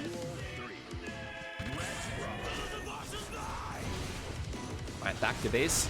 There we go, the whip punish with a 6P. That's what we were talking about. Yeah, and again, Annatonio finally awake. Zoggere has been swinging that far slash, sorry, not far slash, 5 heavy in normal mode fairly, what's the word I'm looking for? Fairly liberally. And this round, Annatonio basically makes Zoggere pay with interest for doing that. Those 2 whiff punishes were technically all of Annatonio's damage. It was 2 touches, and then out of those, 1 more hit, and lights out. Even on a heavy character, or rather very high EHP character such as Abba. Yeah, burst that was gonna do a lot of damage. But technically, there's always a choice when you get hit by Moroha mode. It's like, are you gonna burst for damage, or are you gonna burst for Moroha pop? And I think, surprisingly, the highest level option probably tends to be bursting Abba into a Moroha pop instead, which means that you're probably gonna take the first full combo damage from Abba's Moroha. If you get hit, that is. Alright, wall break. We'll take it with the use of burst instead. So we're fairly loaded here for this pressure. RC cash out. Zoggere, he's still gonna play it, alright. 75% of jelly ready to go. Get the knockdown with the keeper of the key.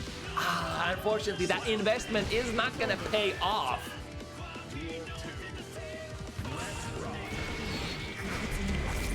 There we go, 5 heavy to install. Nice whip punish there. Lots of range and lots of disjoints for, ooh, into. Not installing at the end of the Rekkas, interesting. Well, we have full gauge ready to go for the next screen, that's for sure. Oh, never mind, I think that's gonna kill. Look at this damage. This is basically full jelly gauge. Look at that. Oh, that sounds so good. The clean snap when the jelly is reducted from your gauge and when you get those extra hits. Fucking orgasmic. That was extremely great routing there for Zoggere. I thought that they would just go into the next screen being installed. However, they knew better. They knew they had to kill. Annatonio pushing the pressure here. 2D into throw. 50 tension has been accumulated, but no way to burst out of this. Damn, unfortunately, even through that extremely great play that Zoggere had there in the previous round, sometimes, you know, when you get pressured by a strong strike throw character and you have very limited options, this is what's gonna happen. Uh-oh, we're gonna get a disconnection here, though. Man, this set has been fire so far. I will lament the next match that we are gonna be probably losing, though. Room settings, no. There we go. Right, but the positive here, of course, even if we got disconnected from this game, this will not end our set, and we will get to see the conclusion of this set still. But man, I gotta say, Zoggere has really mastered some of the most difficult aspects of ABBA during these 2 weeks, which I think is like one of the most important thing is, of course, routing. Just having your combos on point, and I don't mean by that I don't mean doing your biggest damage every single time. ABBA just deals so much damage to begin with. I think the damage is like whatever. It like you don't give a fuck how much damage your combos do. The most important thing is that you take the kills when you can get them, and take the wall breaks with. Preferably hard knockdown, but more importantly by installing into the next screen. And I think Zoggere hasn't missed even once. Has had like clean wall breaks, clean kills when, you know, they have an opportunity to burn with that reversal super. And looks like Zoggere is potentially gonna take this 11th game here. Unless they sandbagged, which I guess the players would tell me if they did. Sometimes the players do have the presence of mind to sort of, in the middle of all things, see that the spectators indeed disconnected. But of course, when you are in the spotlight, oh, by the way, it's not 7 yet. It's just 6-5.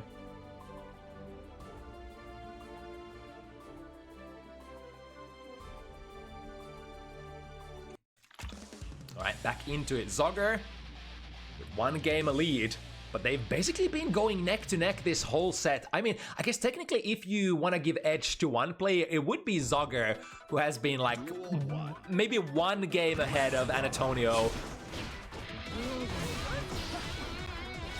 But not really more than that. Nice jump out. Was probably expecting a burst there because they didn't continue their combo. 1-2. They tried to backdash out of there, but Annatonio very ready to pounce forward and get that punish. Reversal super. Now this will put Zoggere in the install, and that's a basically full stick of jelly. Bar slash into. Yeah, going into the combo. It should be a kill, right? Yeah, the second hit of Danzai. Danzai just one of the hardest hitting single special moves in the game. It does something absurd damage, such as like 80 damage or something like that, just alone. But hey, she needs all of it, they said. And I think she does. Ooh, the RCSC's the incoming button goes for the 6p plus, which is Giovanna's DP. Not a whole lot of jelly left here, so Zoggere will have. Oh, misses completely with the Rekka Rekka. With the momentum putting themselves into the corner, got a relatively safe uninstall, but now we'll have to work for this. Luckily, oh, got thrown out of the Danzai, I think. The problem with if you don't meet it with your Danzai properly, if it's off the mark, Like, for example, if you completely miss with the first hit, there is like 20 frame gap between the first and the second hit, during which you can actually be thrown out of your Danzai. Very important here for Annatonio. It's gonna have a free. Oh no! But you can't throw. That is fully invulnerable for throws. The Moroha Pop animation. So usually the best thing when you see a Moroha Pop in front of you, go into micro dash close slash. And that would basically mean that you can do it airtight. You're just gonna start your pressure completely uninterrupted. There's nothing Abba can do about that. And speaking of things that can't be done anything against, or perhaps you can if you just stood up for that overhead. A little bit of jelly left. We'll block the gold burst, get the uninstall here. No, nothing that Zoggere could have done there during that animation. Tried to swing a 5 heavy, but Annatonio is already going to the other side. And just like that, they arrive to 6-6. What a spectacle. Who's gonna take it home though? Zoggere, who's only on second week on Abba, the brand new character, or is it Annatonio, the player who recently took the Intermediate Cup victory belt? Nice backdash, staying safe from that far slash, the multi-hits from Giovanna. This is tough, getting contained in the corner. Somewhere you wouldn't love to be. Perhaps a reversal super is option. He goes for it and gets the install at the same time. Here we go. Full throttle. Finds the low. 2K, 2D, Danzai. To the corner we go. And gets a clean mode switch. Basically full jelly ready to go afterwards. This won't be a hard knockdown though, so Annatonio will have some place here. Especially since they are sitting on 100 meter. Looking for the whip punish. Oh, gonna get whip punish themselves by the keeper of the key. Dance switch. And a far slash, putting Zoggere, the first player, on set point. Far slash, starting fairly fast. Is that I think that's a 10 frame far slash. The only downside is the, ooh, nice read there. That can't have been a reaction. That was just a straight up 2S mash, trying to predict the jump. And it came out. Here we go, Zoggere. Pushing forward. Even though the Rekka one, even in Moroha mode, is slightly minus, it's so dangerous to try to challenge because of the existence of Danzai. You could get frame trapped, you could get DP'd by that armored move. To the other side, it hits! Is that gonna be it? Yes, it is! Zoggere finds the cross up, the double jump, perfect angle with the jump heavy. Here we go! The move that is almost, perhaps, maybe the hardest button to anti-air in the game, I want to say. And coming from that angle, there is very little counterplay that you can do. Trying to reach for an air throw, very risky. You might just jump yourself into the active frames of that jump heavy. Are you gonna anti-air it? Well, you gotta be very much on point here. You have to unleash your anti-air before the hitbox gets to you. I mean, technically, the buttons don't have any disjoint, but the thing is that they're very active, they activate quickly, and they reach so deep. So they're some of those moves that are really good at reaching the toes of your 6Ps a lot of the times. Really great set, though. Welcome to Bounty Hunters for both players. Hope to see you in the future more. All right, next up is gonna be our pre-meditated, pre-arranged? I think pre-arranged, good word.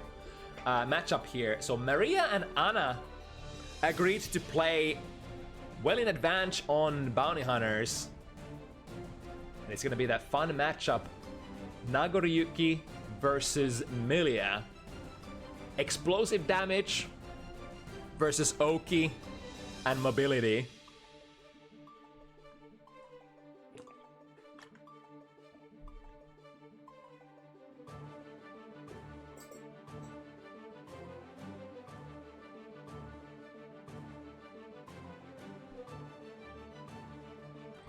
Right, for Anna, so Anna is a player we have seen in the past. in Bounty Hunters, or on Bounty Hunters, but not very often.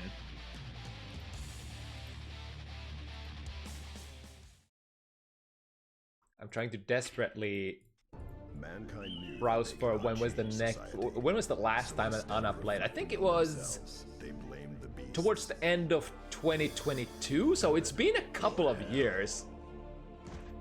But still with the same character piloting that Milia, very dedicated Milia player, through all the good and the bad.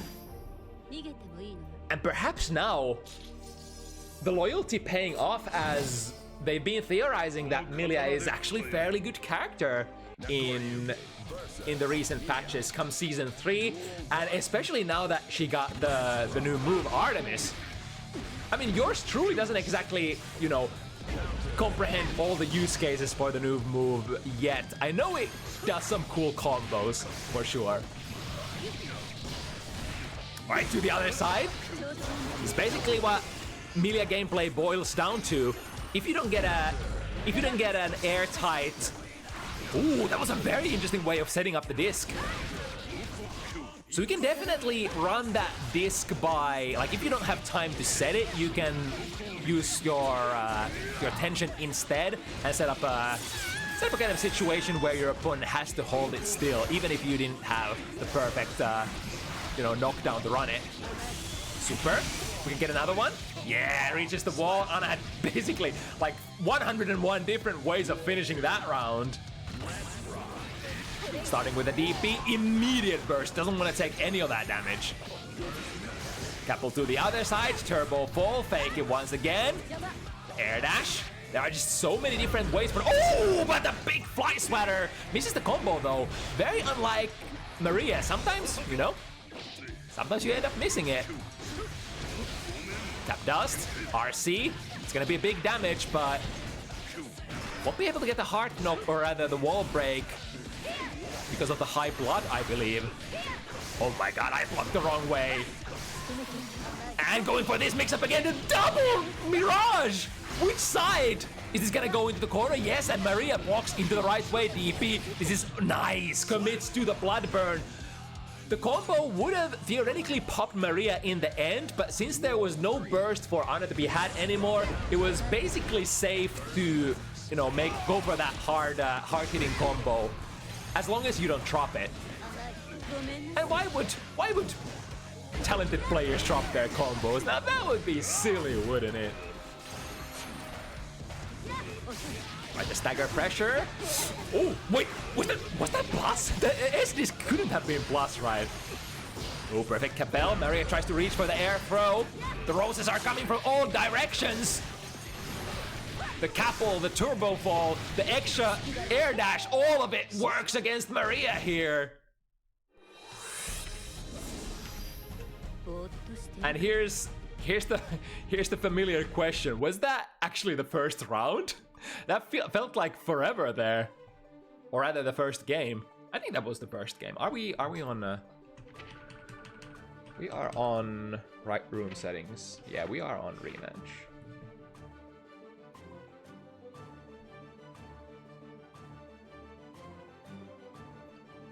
So perhaps a stage switch, perhaps a song switch, perhaps a break to pet your kitty.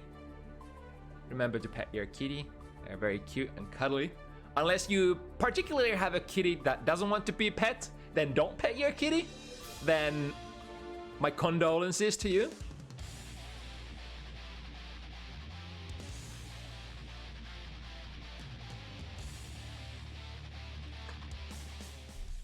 But let's see who's gonna pet who here. Anna with 1 game lead. That they cannot change society.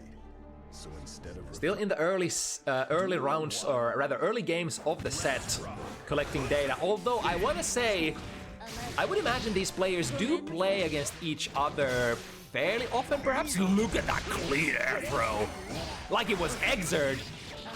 That was so tricky. What was Anna faked a jump, then went the turbo fall, and then straight into hair car? That was peculiar. I would have probably gotten caught by that as well. Bait on the YRC, and now here comes the damage. Super. This is the input. Might actually end up popping because of that. Drift forward. Yeah, she's gonna pop. Luckily, oh my god, luckily Anna was in the air, so inflicting a massive amount of pushback as well as, you know, the forced air recovery frames. So got away with it in the end. All right, reaching for the reversal throw. Works out. Watch your toes. Here comes the Beyblade. However, Emilia is a very fast girl. Let her jump out once and you got an RPS with so many different things. Alright, knockdown. Will this actually kill? No, not quite. Not quite high enough on blood to inflict enough minus defense modifier. However, quick drive-by Bad Moon will do the deal. Oh my god, that was full screen, but Maria still didn't have time to crouch. Happens to the best of us when you're like, who would be such a crazy person that they would do a full screen hair car, and then you're like probably trying to just backwalk, play footsies, and then you got caught by it. Which side? Oh, that was the front that based the burst as well, Anna! Just completely on point here. And that Bad Moon came from a very high distance. If Maria managed to block that, could have been a reversal. However, ifs and buts don't mean anything when the slash has already been spelled out. Ooh, nice Mirage under the far slash. Finds the low, drops the combo, but still working with the corner again. Don't you try to far slash me. Is that a TK turbo fall that Anna is doing? Right, baiting time. This time by Maria. Bar slash slash slash. Gonna get decent amount of blood back from that. Missing the too heavy though, and there's no saving Maria out of that one. Attempting the whiff punish there, but thinks better of it and backs off momentarily. Here comes the overhead capo. Is minus enough there on the landing, I suppose. Tried to go for a... Ooh, reaching for the throw. And Maria will happily take that little bit of a mishap. Ready to punish it with a big DP starter as well was that. To the other side, Maria blocks correctly. At least this time. Ah, but yeah. One of the more recent changes that even if you do smack Milia in the face, that disc is still going to activate. Very nice read. Blood-sucking universe. Drains the whip. Wait, did Maria RC the blood-sucking universe and didn't get the blood here? Huh. Well, the natural blood pressure, oh, okay, that's just a straight up punish. 5k, 6 heavy, wham, bam, thank you, ma'am. Maria is on board.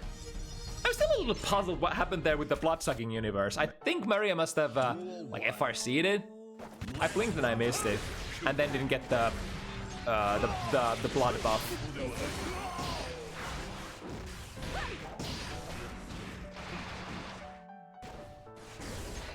Ooh, that was a very dangerous 2S whiff there.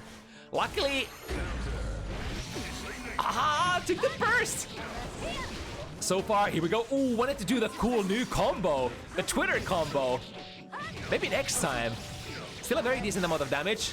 Carries Maria into the corner, overhead. That's so fast to... No! It was still airborne! No way! I think Maria had the right idea. Wanted to throw Turbo Fall on the landing. But perhaps because of the RC slowdown frames, it remained airborne a couple of frames too long. That is so peculiar. There we go, into the DP. Close in. Bar slash slash slash. Blood looking good. We can burn here. And burn indeed we do. So we'll basically take Maria down to 0 blood. But Anna has full burst and 50 tension available to defend here with, which she will definitely have to reach for. Oh, never mind, both have to reach for Jack. I mean, it's I think it's not you're not a villain for trying. It's your opponent's fault if you would take that fully charged 5D. And I mean, technically, Anna does need a big combo here still to make this comeback. Slowly looking like that comeback might be possible. 1 or 2 combos. Perhaps this is it? And has a burst, or sorry, the meter stuck to the wall a little too high though. Yo, the footsies canceling RC out of the hair card just before the wild assault. Just before the wild assault whiffs. Nice double jump, avoiding too heavy round start. And back to the neutral Zimbabwe. Gold burst, unfortunate miss for for Anna there. But at least not getting punished. Blood is looking mighty high. RC with a very delayed one, so gives Anna slightly, like a little bit of extra time to press a button, potentially.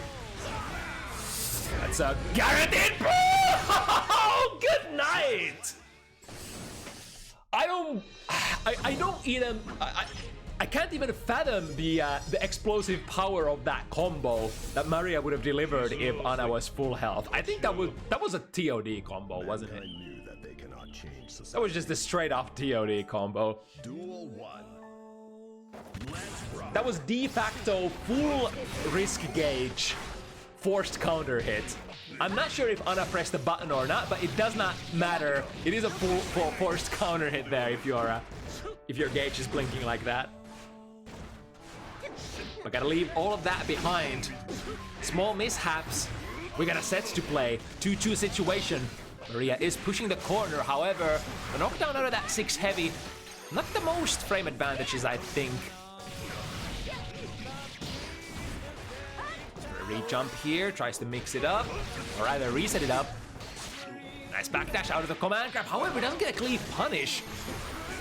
Set the disc though, wire C, nullify the mix-up, hopefully, as long as they're not baiting. That shield pushes Anna away from the left-right mix-up. Lots of resources have been... Oh, clean! Get out of there! It's another clean air throw, which is definitely something that you do have to go for when you're playing against this character, Milia. And I think because Nagoriyuki doesn't have a lot of like fast, upwards hitting air-to-air moves, his go-to tends to be most of the time just try to go for the air grab. That will be your fastest and furthest reaching option.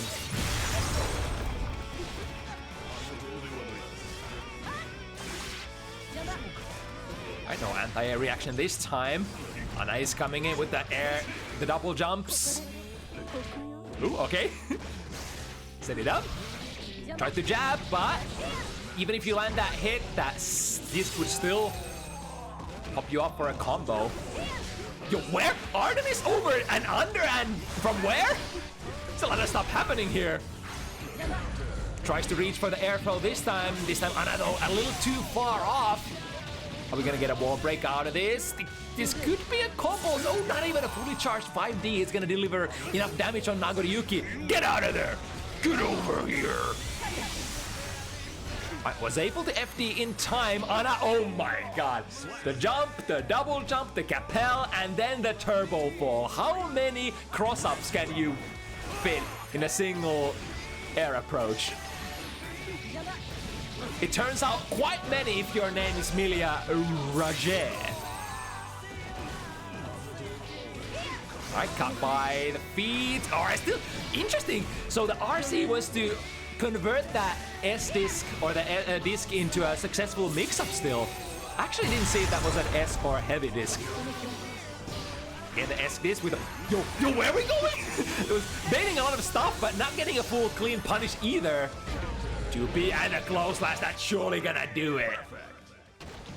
The one position where you often just don't want to be against Milia. When Milia is below you, close slash is one of the most dreadful anti-air tools for you if you are the player in the air above Milia.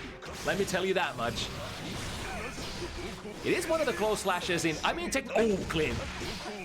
it's basically the same kind of hitbox that Nagoriyuki has, that just kind of the one that Johnny has as well, that we've seen utilized today in numerous situations.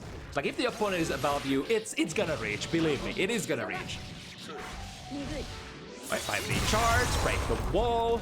It's gonna let Maria go back to neutral, but Anna has a pretty decent life lead here, and perhaps this combo is gonna kill it as well. Winger should deliver enough damage. Bam, bam, bam. Yep. Even if we miss the initial hit, don't matter. I was already looking like Anna was outside of that DP range, but still ended up falling into the active frames. Maria will happily take that. Happily will take all of your life. Wait, that was 2 touches. Where'd it go? Where'd the life go? What's the life doing?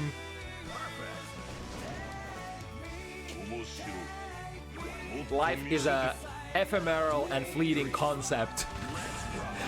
If you get hit by Nagoriyuki's DP round start. Right, that will power through whatever Anna was trying to throw out there.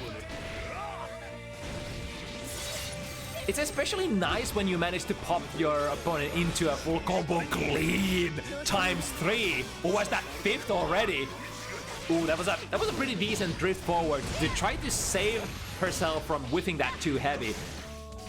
Emilia is probably one of those characters that you just can't whiff anything that has 30 frames plus recovery in front of. That soft knockdown, what is Anna gonna do with all this meter? It's gonna be even more. To the other side. Left, right, who knows? Are we blocking? No, we are not. Capo giving some extra momentum here. Blue Wild Assault, first time I see that used. Milia is really one of those characters who don't really use Blue Wild Assault too much. Because like she doesn't really have any kind of like resources to charge, or like I think she can't really set up a good mix-up either. Like you can't get a heavy disc out of Blue Wild Assault, right? So she usually ends up being, I think, the most, or like the least Wild Assault using characters in the game. I mean, there are a couple of Blue Wild Assault users like her. Oh my god, runs into the too heavy. Right, too heavy there, the big showstopper. But not being able to convert it into the oh! And wait, okay. Anti-air blood rage pop, but also getting punished there by the disc. Should be a nice reaction for Anna this time. If you are not pressing something, if you are not correctly in any sort of like recovery, you still do have an opportunity to tech out of that air throw situation that Maria has been going for. But the tricky thing is that they don't necessarily have to reach for the air throw either a lot of the times. And if you try to tech the air throw that is never coming, then you just fall into a big counter hit. Another great air throw, putting Anna in the right direction as well. I think that was kind of a make or break of this set. If Maria throws Anna forward, she's just gonna be able to go back to neutral, sort of. But throwing her into the corner was big, enabling the pressure afterwards, the big combo, the wall break, and all of that followed. Even though Anna had a couple of burst games there, took 2 in a row and was able to build 2 games of lead, Maria equalizing the score. Nice hit there. Too bad. I think that's not gonna wall bounce unless you like counter it, or if you are already in the corner.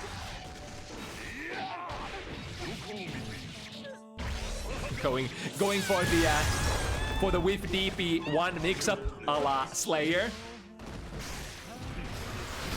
Tribute to the incoming Slayer mix-ups. The classic, what is it? With under pressure and then go for immediate slay. Kind of similar kind of vibe there when you're doing that with the DP1 and then mix between overhead, low, or blood-sucking universe. Again, tries to poke into the disc, however, it does activate. One more hit, where's it gonna come from? Oh yeah, it's gonna punish the landing there. I wonder if that was I mean, technically that could have been just Anna flailing daggers into the darkness and just hoping it sticks. But luckily that time, Maria was in fact doing something that has a lot of landing recovery. Just falling straight into the punish. Now we set it up. Left, right. Those have been hitting pretty well. Anna, instead of choosing to complete the combo, goes for the reset.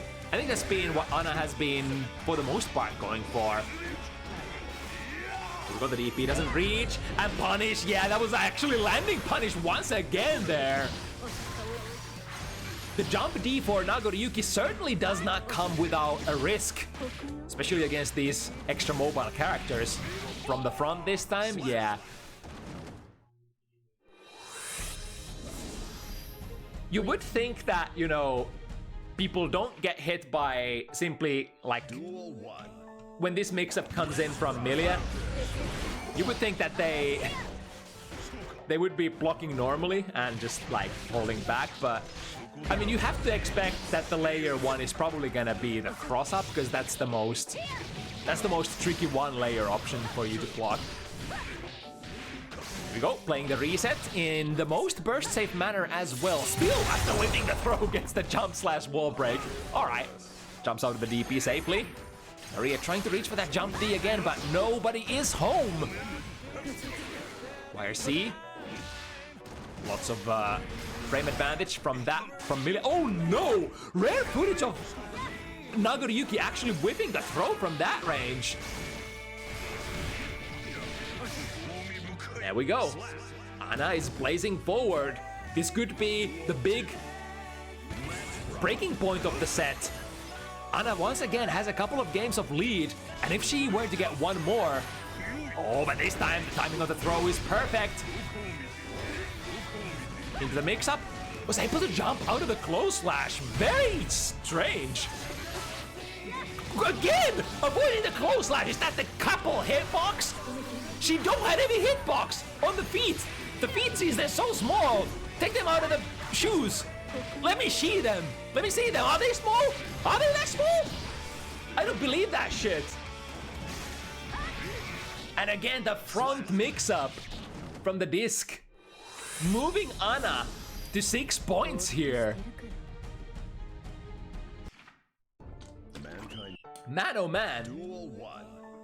And I guess that's one of the reasons why you don't go for the grounded anti-airs that much. Even the close slashes for Maria have been whiffing. So you would have to go air to air or just go for an air throw, huh? Speaking of throws, into the corner, misses the meaty setup unfortunately. Has to use RC, that bad moon can... Well, I mean, technically every bad move is punishable. Finally, the close slash meaty finds its mark. That's gonna be a big kill. Yeah, don't even waste time on that super.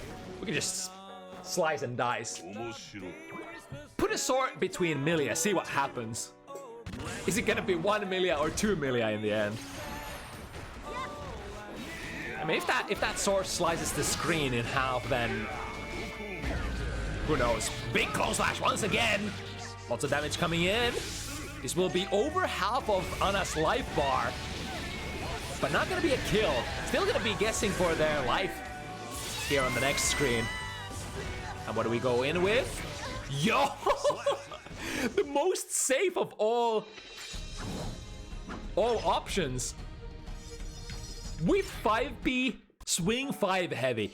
If Anna goes for a gold burst, that's gonna whiff actually.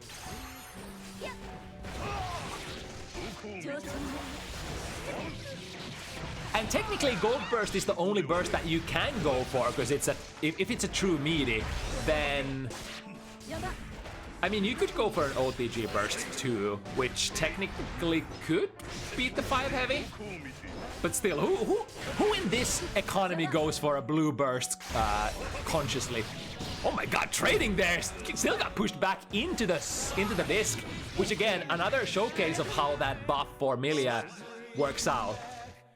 Even if you get hit, the heavy disc will still manifest. The 5k, big boot, show them the Tims. Oh my god, that was still from the front, even after the air dash. Amelia is so dirty. Nobody blocks these mother freaking mix-ups. A good delay there on the blood-sucking universe. Wow, that was fast couple of games here. Is Maria actually gonna bring it back? I think it was, if it was anybody but Maria, I would have almost been ready to call it there when it was a 3-6 situation. However, it is Maria we are talking about. She's made this comeback so many times before. Even if it's successfully or unsuccessfully, she can come back from really desperate looking situations. But you know, we shouldn't discount the opponent here. Anna, of course, has all the keys to make this victory happen and is set to end prematurely on a moment's notice. 2 rounds is what Anna needs. Baiting, nice, catching the landing there. Goes for the FRC mix-up. Maria does block everything though, the stagger pressure. And you can't really, because Nago doesn't have like the fastest buttons at that range either. So it's a little scary trying to press anything there. Alright, very high, falls into the disc. This could be destructive. Going to the Artemis combo, misses it. One more chance for Maria. Oh, the Capel ends up actually getting the cross up. 6P. Oh, picks it up! No resources to break the wall though, and Maria steals it. Oh my goodness! Initially flowing through Maria's fingers like sand, but then Anna with the Artemis combo drop. I guess we still haven't grinded that new combo out perfectly.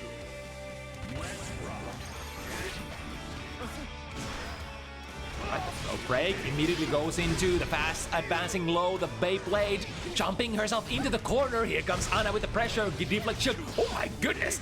Active frames. Must have been the last active of the 2 heavy there. Almost said lactating active. Here we go. Look at the meter. Oh, the good read again on the deflect shield. Maria has got that so consistently. Now soft knockdown. Anna, 50-50, 50 tension, 50 burst. Oh my god, reach. Sees the Fukyo forward coming. Jumps out of it, tries to snipe with the jump D. Blast frames for Maria, deflect shield, using everything at the kitchen sink to not get put in a mix-up situation. However, you're getting mixed up here. What's it gonna be? From the back, into the reset, and do it again. It ain't gonna end. Anna has so much meter as well. This could be actually a kill. Oh no! She misses the combo, and here comes Maria, steals it away. That was winning combo. That was literally a round-winning combo with that amount of meter. But you gotta take it. You gotta get past it. Even see, chat room. If you've been in this situation, if you're a competitive player, you've been in this situation where you're like, I had it. I fucking had it. But then they stole it. But you gotta have to be able to come back from that demoralizing drop, the demoralizing loss of letting that game, that round, that tournament slip through your fingers. You gotta collect yourself and do what you can for the rest of it. This is the last one. Anna versus Maria. The victor of this game is gonna go home. I mean, technically they're hopefully home already, but we'll double go home with the bragging rights here. Hard bait on the burst, or perhaps just goes for, I mean, it's a double up. It's both a burst read as well as a reset that Anna has been playing, so serves a dual purpose, right? Into. It's gonna be a lot of damage. Oh, the 6 heavy doesn't reach though. And it's not in the best of positions either. However, that jump slash counter hit is gonna take it to the right corner. Uh-oh, that's a punish. Yeah. And Maria. Who would have predicted that from that 3-6 situation, it's gonna be Maria who arrives to the set point first before Anna even. But it's not over. Let's see these mix-ups. Alright, the last active frames of the gold burst still end up landing, giving Anna that positive bonus. She's probably gonna need it here. Here we go, which side? Into an overhead. The mix-up is never over until I minus, and maybe not even then. into the cross up again. The couple. I think the couple crossed up once again. It's such a demonic mix-up. But now Maria has a decisive advantage going into the last round of the set. Has a full burst. Finds a hit. Oh my god. Here it comes. Oh no. It's gonna do so much damage. Doesn't quite get to the tension limit. Not able to break this with a super. But the next mix-up, deflect shield, far slash, tips Maria back into the striking distance. She has so many resources. But Anna's out of there. YRC, give me plus frames. Oh, no, Anna blocked it. Anna baited it. Is she gonna pop? Does Anna see? Does Anna see it?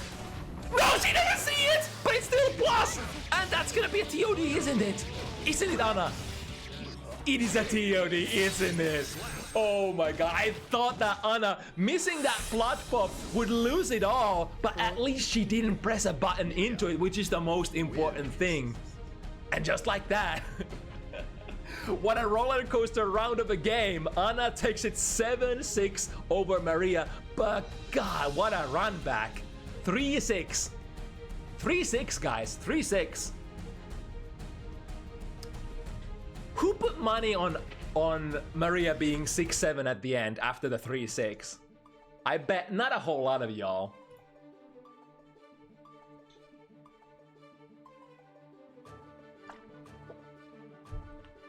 That's some good ass Guilty Gear right there. I want to see that Artemis combo though, the new move from Milia eventually. Maybe one day. I mean, I can go to Twitter and check the combo, but you know. All right. Next up, Devitt, the French chip player. It's gonna go against Matiibo, an OG from back in the from the thingy-magic, the old Guilty Gear games. Yes, those. From the old Guilty Gear games. I mean, technically, I think Matiibo was one of the newer players coming to Exert at the latter half of Exert's lifespan, but hey, if we compare it to Strive, any Exert player, not to mention the Plus R players, are gonna be pretty OGs. Then again, Matiibo is one of those players who didn't necessarily like vibe with Guilty Gear Strive 100%. It is totally understandable. So he hasn't been playing the game like all the time. Little on and off, different characters. I think so far the character that he has played most is Soul Bad Guy, while waiting for perhaps Zol's main jam to be added to the game. Right, two very competent competitors. Devitt has taken some big names on Bounty Hunters already. And now we're gonna see if... Oh, that's gonna completely whiff. Do we have a punish? Yes, indeed. Just far slash. Not quite as neutral as in the older games. I tend to forget Bunky Messai. Not really a great super on block. In the older games, you would have to push it out to be able to punish it. Oh, Matiibo, here comes close slash combos. If we had 100 meter, that would have been a kill. Also, howdy Raiders from Scatter Stream. Welcome, welcome. We are on the second last game of the evening. It's gonna be Matiibo from Finland rocking the Soul versus Devitt from France doing the ninja shit. Ooh, there we go! And with the new buffs, in previous versions, if Soul lands the far slash with, or lands a hit on an airborne opponent with that far slash, that would be very, very difficult to convert. But in the newer versions of the game, no problems.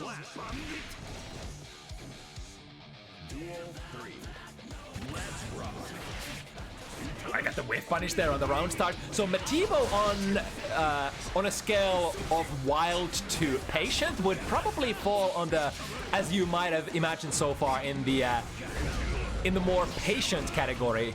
I think he's a very interesting player. Oh, look at that! The old stuff coming through! Give me that burst! Ay, ay, ay! And Matiibo gets the first game against Devitt. Yeah, those are the RCs that we played back in the days.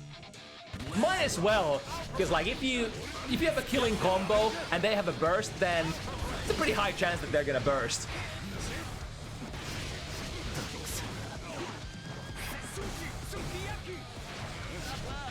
too heavy. Still got Matiibo there coming down with a jump slash. Now. Yeah, smart.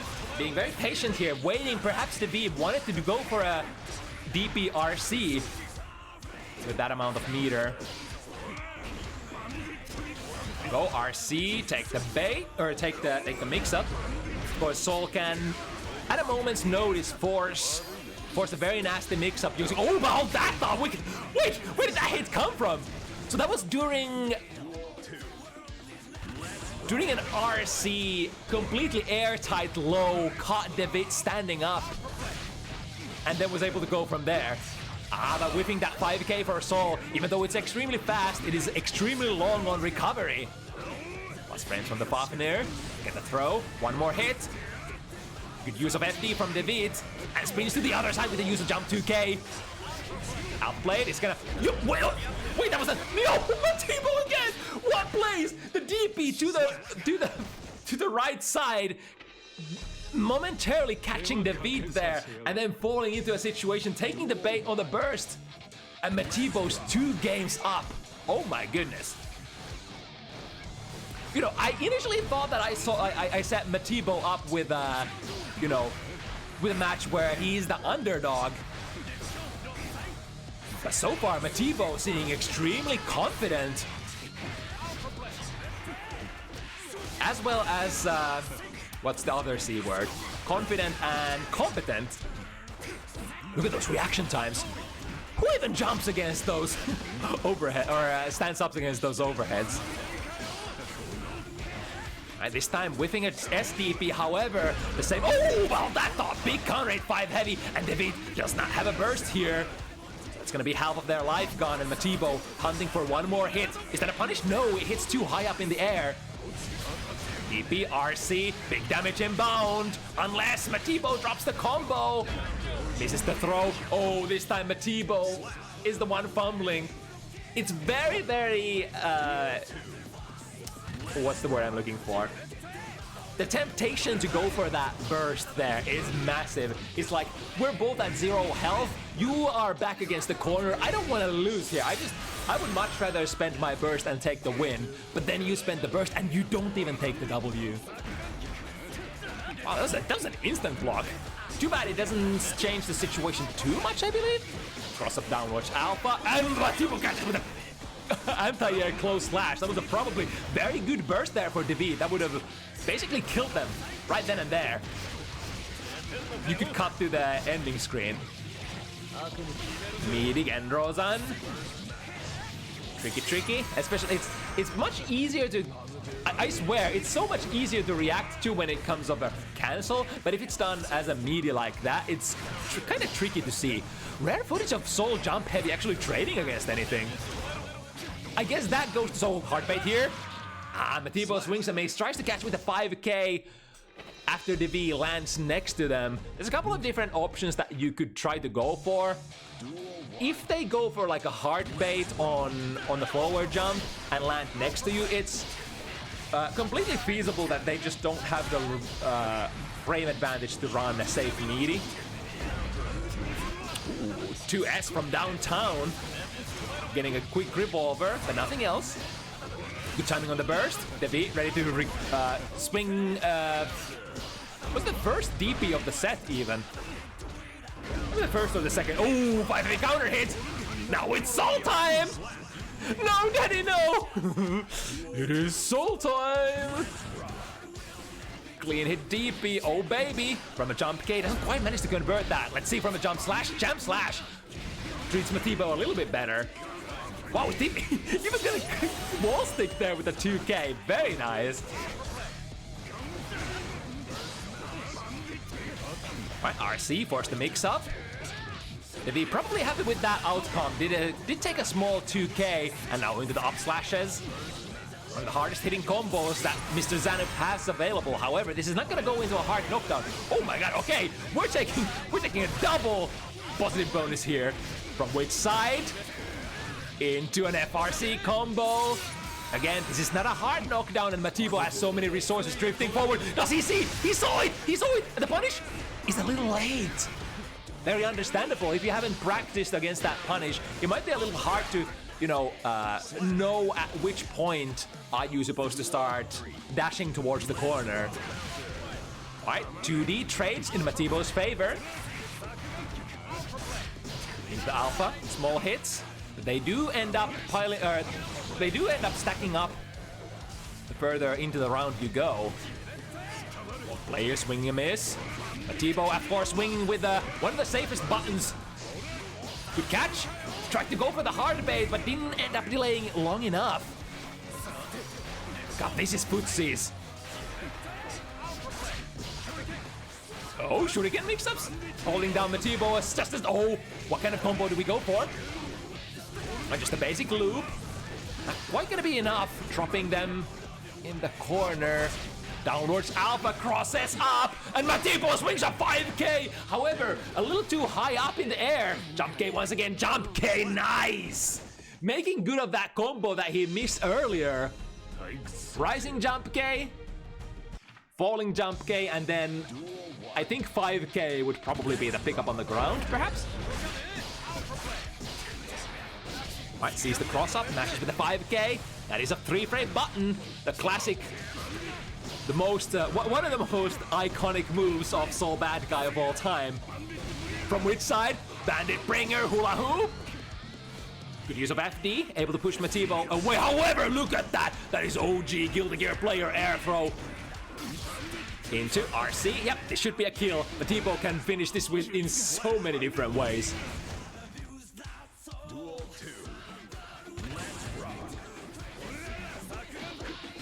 I tried to press a button there on the way down. It's often gonna be plus for... Ooh, tried to convert into a throw. However, Devitt with the patience this time. Matiibo goes for a very early burst in terms of, well, not necessarily round time, but in terms of his life. So potentially gonna build another burst back still during this game. Not the hugest blunder. Hugest? Biggest? Largest? Gigantoest? That was an interesting combo there. I think Devitt might have made some sort of a mistake there with the routing. Looked really funky and ended up not being very plus either. Right, to the other side. Crossing them up. But this is the deal, chat room. It doesn't really matter for Matiibo how many cross-up single alpha plates you're gonna take, because when you land that hit, you're playing the hardest damage character in the game, Soul Bad Guy. There we go. Are we gonna go? Yes, cashing out. This could be a wall break, but Matiibo could also drop it. Ooh, he tried to... Ooh! He actually almost had the kill. That must have been the right choice. None of us would have been able to count or calculate if it kills or not. Right, 6 heavy, whiff punish. Was the 2D from Matiibo? Yeah, the delayed big buttons. Nice, the jump K for Devitt goes active before that Bandit Bringer dash for Matiibo. Through the wall we go once again. And this tension is gonna loop. Is this pressure gonna loop? Yes, indeed. RC into more mix-ups. It's never gonna end until the positive bonus ends. Damn, yeah. It was as soon as Matiibo ended up blocking after that positive bonus guard wall break. I would have not put too much money on Matiibo. However, ooh, got the burst bait, got the counter hits, but not the clean combo. Here we go. Missed the jump K on the way down again. The heavier the button, the easier your combo is gonna be on counter hit.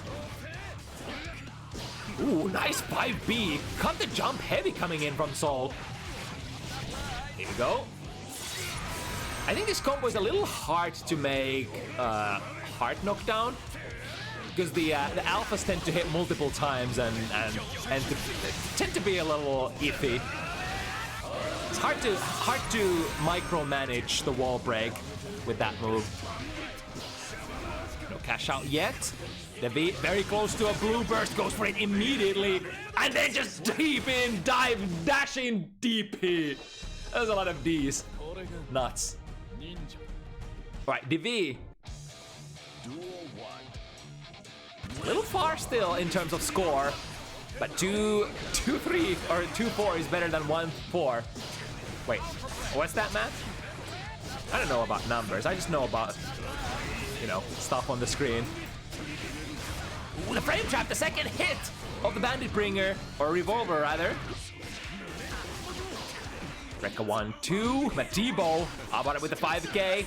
Purple tried to do it again, but not this time. This time Devitt tied enough and frame traps into a big combo. One more, yeah. It starts like the lower your health goes, the more you're kind of starting to care about those little mosquito bites that are the alphas. Because even one alpha could potentially spell the end to your round if you're like 40, 30 hit points range. We got a little too far, at least got the 2 jump Ks this time. It looks kind of like the jump K though does not convert very easily unless you land it like point blank air to air. Wow, Devitt actually went over those flames there. Great spacing. And forced to take the soft knockdown here. Matiibo with the meter. Lots of options available. Oh, the trade is not in Matiibo's favor for sure. And not just because of the life situation, but also because, you know, we got knocked down.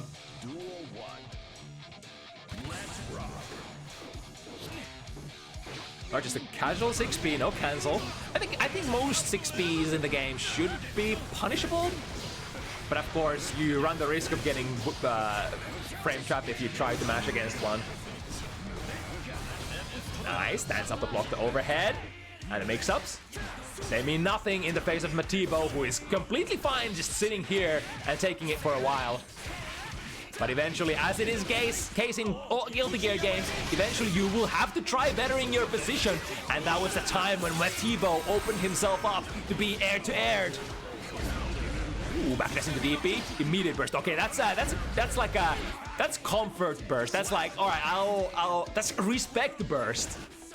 I'll take the round. You're not gonna play. I'll take the round. Me. It's my round.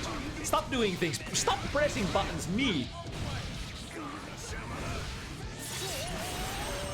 Lots of damage. Creeping in on Devitt's life bar. Swinging a miss on that bar slash. Matiibo's trying to go for an air-to-air here, but not hitting it successfully. Ooh, and the frame trap. Devitt is trying to check if Matiibo is ready to burst. However, the timing of the burst still works out for Matiibo. Wood's not able to back off out of that situation. DP works against that grounded alpha blade though. One more hit, misses the Fafnir. Ooh, clean air throw. But needs one more. Again, the air-to-air was probably trying to go for another one. Nice punish there, slowing down the backdash frames of Matiibo. Is that a kill? Not quite, but next hit is gonna be it. And this is a hard knockdown. Yo, the 5k and the bait! I would have never thought the alpha blade was not meaty enough, so Matiibo was able to mash the 5k there. But I ended up trading as well, so that was like frame perfect. Right, Matiibo, very great, very powerful round start once again. Jump 2k, punishes the landing recovery of that Bandit Bringer. It's time to do some damage. Mix it up. Yep. And oh, okay. I was like, is Devitt trying to wall slump here? Fishing. When I come driving forward, RC, Matiibo will have to find a burst. Does so, 100 meter. What are we gonna do? Surely not heavy mob cemetery. Hard bait. Devitt doesn't bite. Devitt is smart. He's like, that combo wouldn't kill. I don't have to burst yet. I will burst now though. Momentum into the corner. You will take this mix up. Oh, Matiibo misses the punish too far. Oh, the 2k, and the throw! Here comes one more hit. Matiibo from the other side! Cross-up jump kick, the most classic Soul trick from back in the day. Oh my goodness. Mankind. Duel 1. And Matiibo builds up another extra round on Devitt. Still only 5-4, sorry, 5-3. So there's a lot of things that could happen here. Blocks from Matiibo. Small hit, gets put back into the corner. Ooh. Oh, that actually ends up crossing. With so much float from that combo that Matiibo actually ended up whipping the combo altogether. With the jump heavy, catches Matiibo's backdash. Sol not really like the best character with his backdash. He has like a very basic bitch backdash that gets punished fairly easily. Oh, that's a big one though. Into the juggle. Yeah, baby.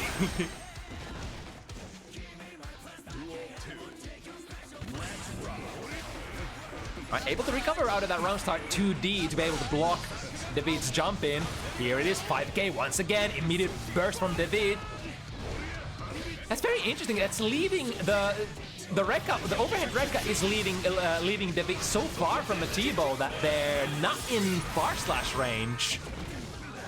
So going for that like micro dash far slash will actually end up being too late a lot of the times. With punish, yes indeed, that was kind of great. Matiibo takes the momentum burst. But Devitt fights themselves out of the corner. Here we go, only once in a blue moon leaf grab, aka Genro-san. And a cross up, that's so dirty. That's just so many layers that could happen there. Could go low, could go overhead again, could go cross up, could even be a throw. 4-way, hello?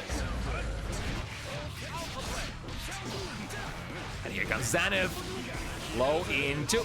Doesn't quite manage to get the counter hit, so those Rekkas not comboing into each other, I believe. Lost frames from the Gamma Blade. Doesn't commit. Just checks if Matiibo wants to swing a button. RC, switch sides. Yeah, that's kind of smart. Able to cash it out just before Devitt gets the burst back. And now even if that burst goes through, tried the 6B, but Devitt was just floating past the dash momentum. The dash momentum applying to that jump 2K. So Devitt cruises to the other side, making Matiibo 6B completely whiff. Well, that's a great trade. Almost picks up the combo as well to be out of that 6 heavy counter hit. Speaking of counter hits, Matiibo bursting. Being completely fine, staying around the middle-ish of the stage here. 5k once again, what a button. Yo, what a 2S though! What if he whip punish? The air DP a little too far though, Matiibo was not ready for that one. Here we go, the dash forward makes the alpha whiff. Actually, Matiibo has been backdashing so much that they are fairly close to negative penalty here. Yeah, and the Kara Rekka low. Reaches far, reaches wide, catches Matiibo once again out of the backdash. Right, the Abara 2D. Finds Matiibo an opening. Where do you want to press? The crux of Chip Zanev's pressure is that all of the Rekkas are minus. You know, the later into the Rekka sequence you go, the more minus it's gonna be. But there's always, like, the Rekkas can frame trap into each other. They have an extremely generous cancel window. And then Chip's buttons themselves are extremely fast and good at those close to mid ranges. So it's, even though you kind of want to press against the Rekkas, they are very hard and dangerous to press against. But if you never press, then you're just gonna get locked in the corner forever. Oh, hello! From what side? Close slash, misses the link, unfortunately. That could have potentially been a kill since Matiibo had 100. Hard bird heal. Devitt not ready to burst just yet. Both players have been playing those hard baits quite a lot, so there's a lot of incentive for both of them to go for these delayed bursts instead of hitting it immediately. Nice and far C, just get the round. Nice and simple. So this is actually first time that Devitt is actually in the lead, technically. This is 5-5, but Devitt leading by just one round. Bandit Bringer with punishes the 6 heavy round start. Here we go, the mix-up. Felt like Matiibo missed something there, or was perhaps hard baiting a burst or a DP. Oh my god, how many 5 heavies can you fit in that loop? Right, still not even. Matiibo, more life, full burst, full tension, and unless Devitt chooses to burst here, yeah, Matiibo smart. There's very low chance that Devitt is actually gonna burst, but we might as well sink all the meter that we have into checking if they want to do so. Because I mean, sometimes players go a little crazy or make their muscle twitches and they're like, shit, I bursted. Speaking of bursting, ooh, finally gets an air-to-air trade against that jump 2K.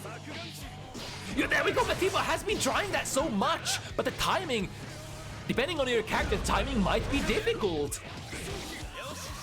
And I'm not sure how difficult it is. Oh, the 5K once again. Counter hit, immediate burst from Devitt. Oh, there's a counter hit. That could be a kill. Volcanic Viper, do we pick it up? Yes, we do. That's a kill, isn't it? Isn't it, Matiibo? Isn't it? No! Like I said, that's never a kill. I told you guys it's never a kill. DP coming up. Devitt sees it. Air to air, Matiibo chills. And here we go, the chip damage from the gun flame. Look at that. The new and improved, or maybe not improved, but what's it called? A remade gun flame advances so fast, so it's much more of a mid-screen poke now rather than a pressure extender.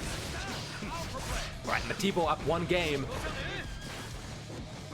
The last championship run still catches with the 5K that was from so far away. If something, Matiibo has found some really nutty spacings with that 5K this match. I mean, when I'm playing Soul, when I played Soul back in the day, I would miss those 5Ks all the time. Like trying to mash it, the opponent would just be too far away. But Matiibo has been able to, you know, gauge the spacing so that they're not missing very often with that button. And again, Gendrozan. I think Devitt is like 3 out of 3 or 4 out of 4 for Gendrozans, and all of them coming as a melee option.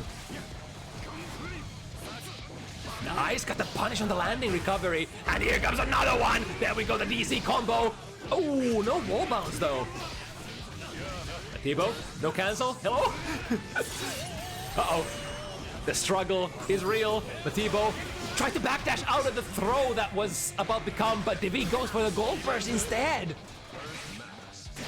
Now, misses the combo, was trying to double it up somehow. Matiibo with a couple of backdash. Oh! Yo! The backwards hitting hitbox of that stanky, like the air, like that jump K. It's all around. Oh my god, so bad guy. Why are you so bad guy? Why are you? Oh! Matiibo! This is exactly what I said. It's the synthesis of the patient and the wild player. He knows when to swing it wild. This is Matiibo. Set point. One more combo. Mix it up. What's it gonna be? The DP is not punished. Matiibo loses the opportunity to close out the set. But here comes another mix-up. Devitt staying patient. 5P, mash it out of there. Devitt needs to burst. Does so.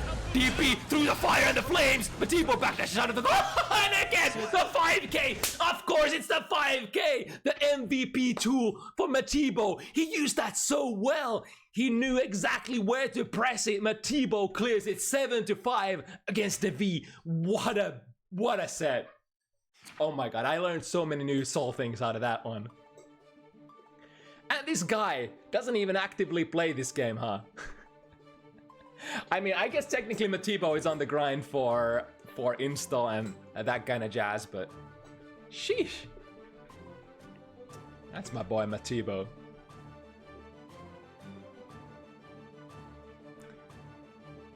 Alrighty then. Give me a second, I'm gonna take a sip of my water.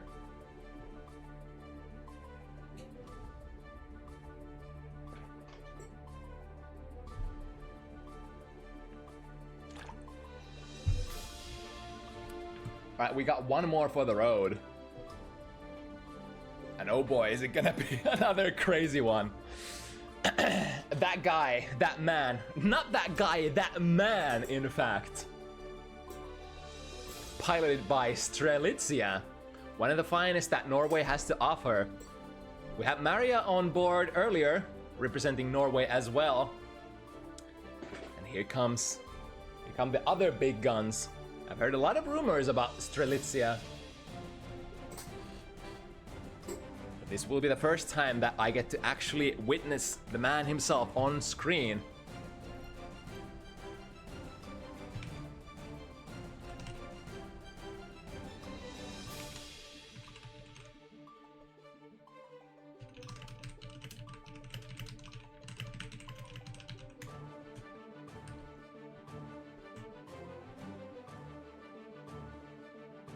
Strelitzia took my lunch money. I heard a lot of people have been getting their ass beat by Strelitzia as of late in the Celestial.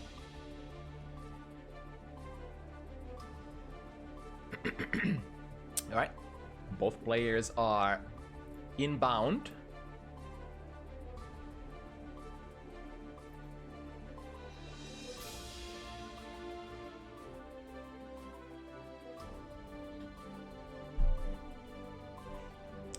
So two long-reach characters. Of course, Asuka is extremely unique. The spells function a little differently than many other fireballs in the game. You can actually interact with them if you strike into those. And depending on, you know, the hitbox and the startups of the set spells, it might be easy, it might be hard to interact with them.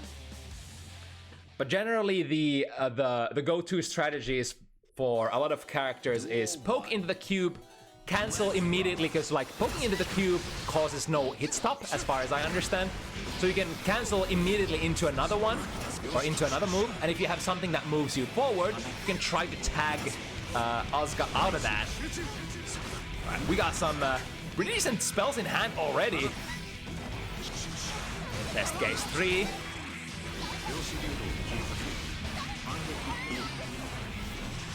Opening the gate, arpeggio. Looking for... Got the better staff on stage already. I was actually looking into this recently, what the two test case 3 staffs were, what the difference was. And the staff that Strelitzia used earlier, the gravity staff, is in fact the better one. Generally, I think you would love to not draw the staff that Strelitzia had in their hand in the end, because it's like not quite as useful as the gravity staff. Right, that contain in the corner. Strelitzia gets a couple of frames to cast spells. We do have that Screamer available. The problem is, she's a character without any real reversals.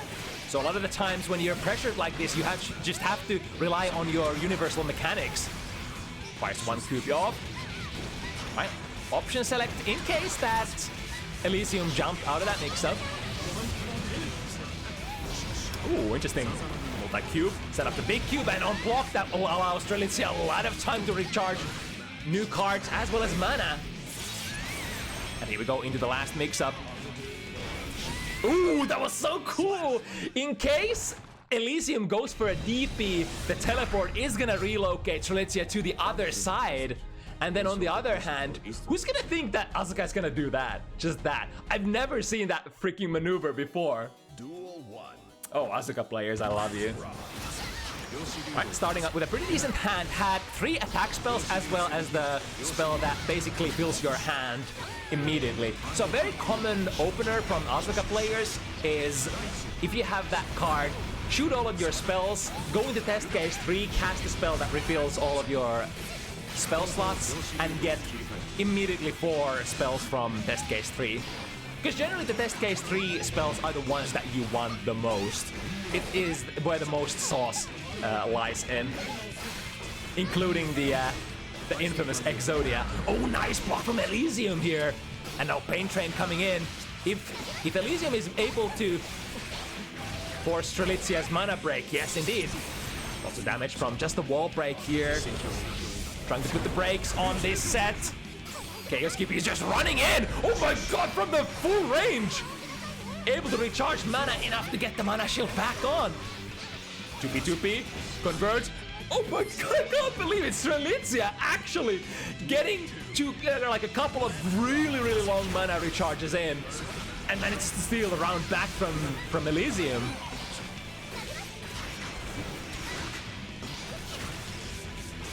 Alright, 2 what do you call it? The auto bookmarks on. The first duration was kind of missed here. They reduced the auto bookmarks duration from 10 seconds to 5, I believe. Cut it in half. So it's much more time sensitive for that when you're playing the Exodia situations nowadays. A lot of spells that are kind of hard to use in this situation. 2 of them. utility. Yeah, Strelitzia not breaking out of this one for free. Right, opener here has the low spell and a couple of normal Metrons. Switches to the test case 3, immediately finds the auto refill.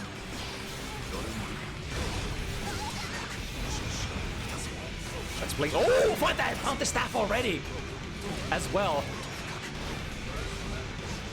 Oh my god, how did Elisium block that? Into the cross-up with the teleport and then to the other side.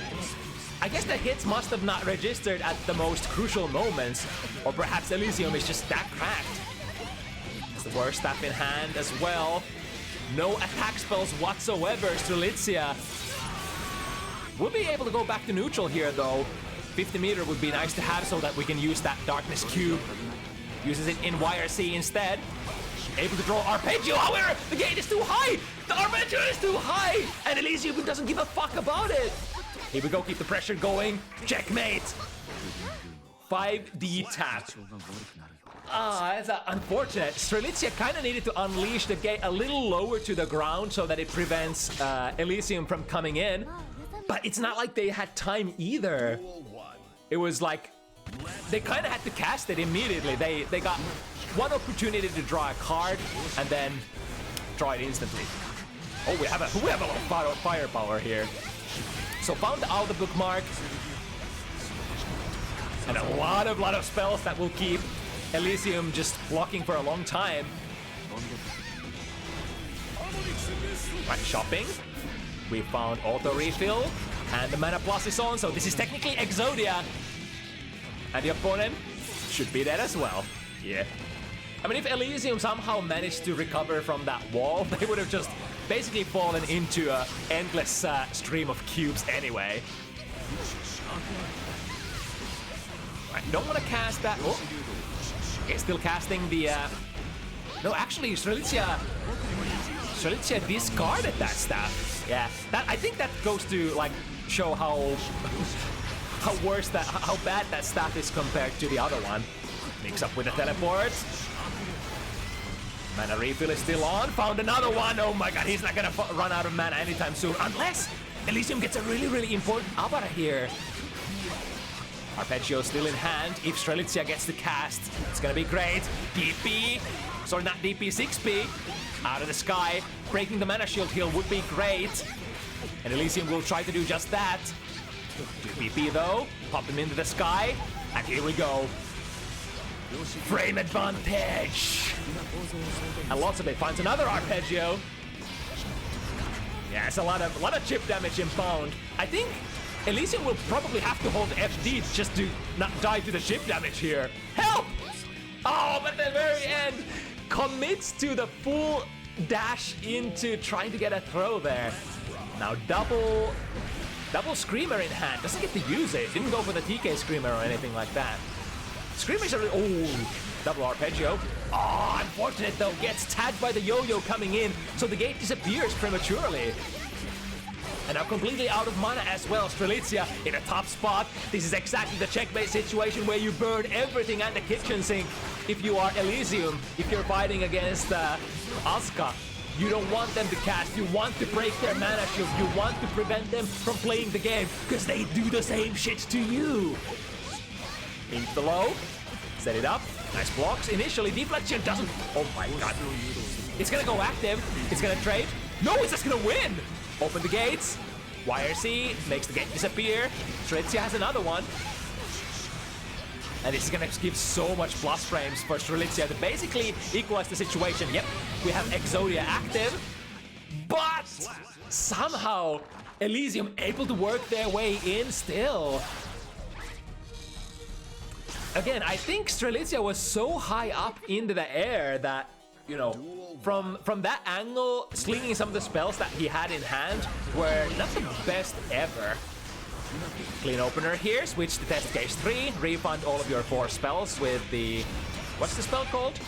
The one that bookmarks? Is it just bookmark? I think it's just bookmark. No, it's... I don't know. Anyway. Again, has a lot of what's it called? a lot of utility in hand instead of firepower. And on top of that, Strelitzia's mana shield is broken. Kickstart my heart into the block string range. My goodness! Even the deflect shield won't be able to deflect Elisium far away enough to avoid the command grab. Yeah, and the anti-air. The anti-airs have been really on point for Elisium. And Elisium has been really good at boxing Strelitzia in the corner as well when, you know, he runs out of necessary resources. TP spell in hand. The 5 heavy snipes before Strelitzia has any chance to unleash any of that. The DP spell is also baited. Elisium, eyes wide open for the hand. That our card, TG, trading card game hero is unleashing here. Drop it. Yeah, this time. Immediate burst, momentum of course, keep him in the corner, but Strelitzia, good timing there. Bursts Elisium into the corner. Oh, however, before the back there turn incident, or not back there, the back throw incident happened. And Elisium just very, very good at holding on to these advantageous positions. Against Elisium, if she plays like this, it's very reasonable to assume that if Strelitzia makes one mistake, gets stuck in the corner in a bad way, it's gonna be over immediately. I think Elisium is extremely good at the matchup. Right, good backdash. Again, yep, break the wall with a hard knockdown, and the show will never end.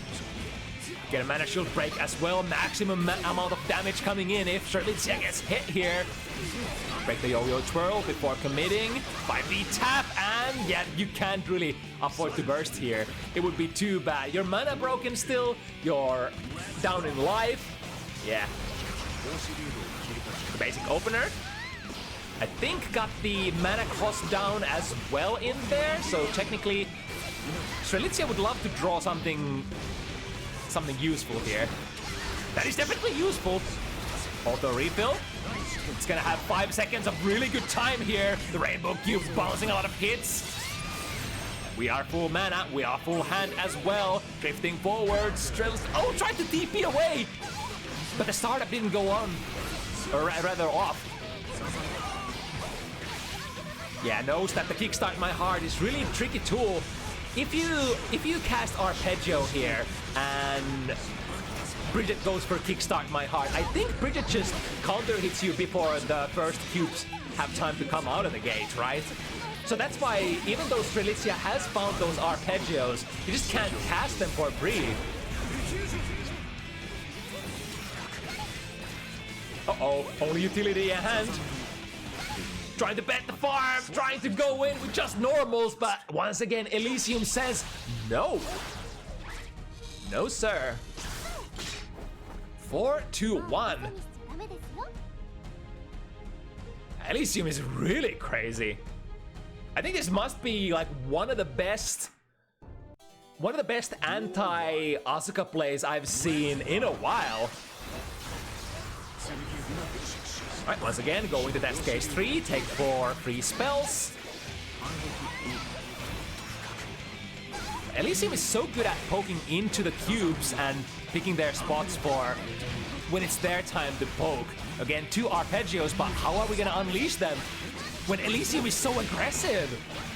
Even when you're like half screen, full screen away, there are still options for Bridget to get there extremely fast. Mana break, yep, that's gonna do it. I think that's one of the features, like, why Bridget was at one time considered a Happy Chaos killer as well, because she had one of the fastest neutral skips in the game in, you know, of course, Kickstart My Heart.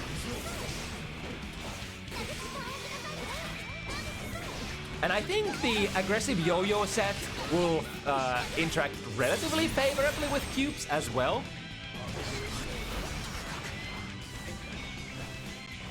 Trying to pick the spot. Laying down the acceleration staff, so this will cause every single cube to guard break. Elisium. Ow, that's a lot of pain. Soft knockdown though. Oh, never mind. That was what am I saying? That was with a wild assault. Oh, this time the kickstart is gonna combine with the chaos cube. Guard break. Lots of blast frames. Open the gates. There's no way out of this one. Strelitzia has a checkmate here, or does he? Teleport into straight into 5B. It's still anybody's game today. Strelitzia has no spells. 6B. That's it all, and it is a high profile poke. Oh my god. It's like, I think in this matchup, rather against this particular player, when somebody plays this well against your Asuka, sometimes you do have to take chances with those normals. Sometimes you just can't afford to draw. Sometimes you have to play the game just like everybody else does. Double auto refill here. All right. Looks like Exodia time. That's probably a good burst. Able to waste a lot of that auto bookmark time from Strelitzia. Yeah, I think this... Strelitzia does have a burst here, but won't get to use it. That's a toughie. If the opponent safe jump, like, you know, of course your mix-up could be a safe jump, it could be an empty jump, in which case you will get denied your burst if you get thrown. But then again, if you backdash, then the safe jump is probably gonna catch you. And oh boy, there just weren't a lot of good options for Strelitzia here. We did manage to switch to test case 3 as far as I can tell. But again, against Bridget, you have to maintain... Oh, okay, works out. 6B, Elisium out of the sky. Needs to find a couple of times to cast. Elisium giving no remorse to Strelitzia. No time to use any of that good utility. And once again, bam, you're dead. Go! And break down the wall, my teddy bear. Strelitzia just trying to backdash away, build some amount of distance between the players. There we go, finally a Screamer takes care of the job. Open the gates, this is a lot of plus frames, finds the low hit, activates the mana plus. Ooh, that was so clean, teleport against that, was that 5 heavy, and a whiff punish. Now finds the 5D tap blitz. A little mana recharge before breaking the wall, but this is a soft knockdown again, and we know that sometimes the life is just an aesthetic thing. Strelitzia trying to spend everything, the low spell hits, oh no! Very far away from that blue burst. The mana recovery spell that Strelitzia played earlier, probably one of the saving graces here. Yeah, there we go. Might have ran out of mana during that defensive sequence if they didn't have the mana recharge, but luckily able to have enough resources and able to have that massive defense modifier. Checking with the 3k, sorry 6k I think. Oh, reaches for the cookie jar, that's a big counter hit, and now close slash pressure into the command grab. Mana shield is broken, help! What are we gonna do here? Jump D. Drive-by hit, but doesn't convert into a hard knockdown. Deflect shield. Wait, huh? The deflect shield landed, but didn't push Elisium away. Multi-hit? Question mark? Mechanics? How do they work? All right, this should be a kill. Rainbow cube, another one. Yeah, just chill. Just spit out some cubes while homie is getting juggled on top of that. Strelitzia not willing to give up just yet. The opponent is tough, but there are paths to victory. Just gotta play perfect, as they say. Just draw good cards, cast good spells. Jumps into the Death Case 3, but again, the aggressive yo-yo set completely thwarting the plans of Strelitzia for casting any spells. Only Rainbow Cube in hand. Now extending the pressure with blue Wild Assault. Is that plus? Maybe? Question mark? Pop goes the Weasel. And now we're out of everything.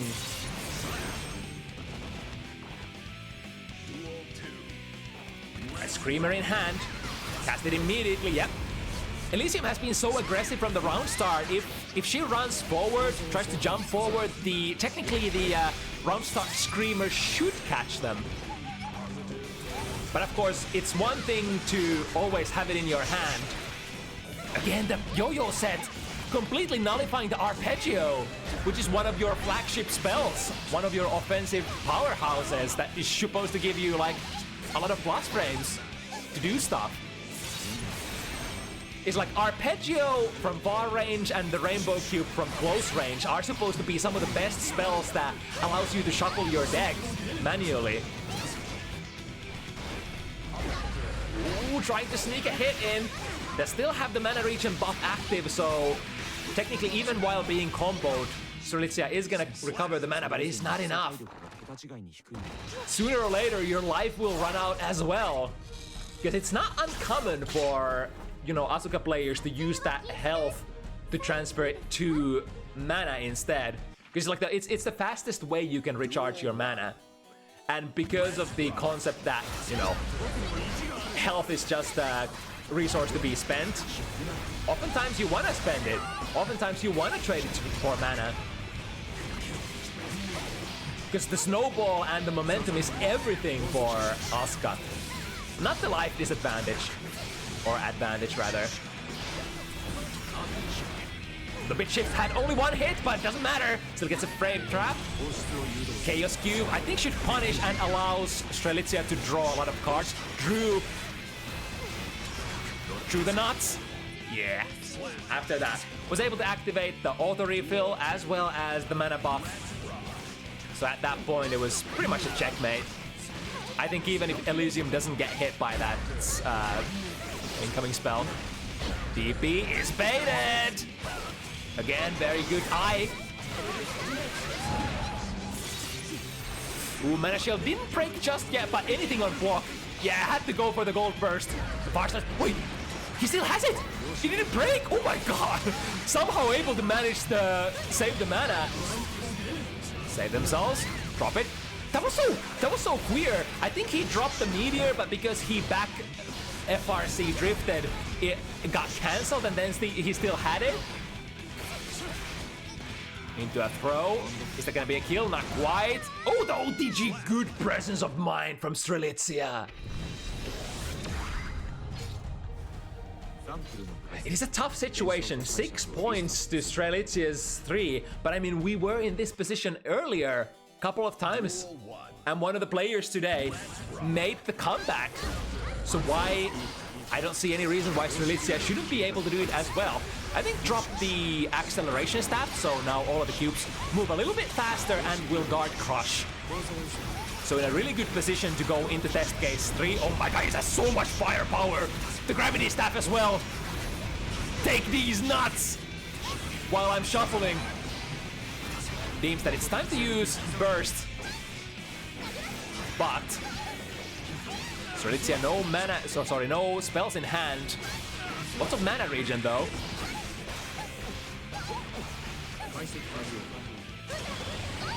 Oh, did they cast? Have to save themselves. They did something, but realized that Roger is gonna poke me out of it, so I have to spend the last of. Oh my god, what a read! Rock the baby past the deflect shield, 2 teleports in hand. That's a pretty decent spell for getting under the corner. Mix. Ah, good backdash from Elisium. Set point for our Bridget hero.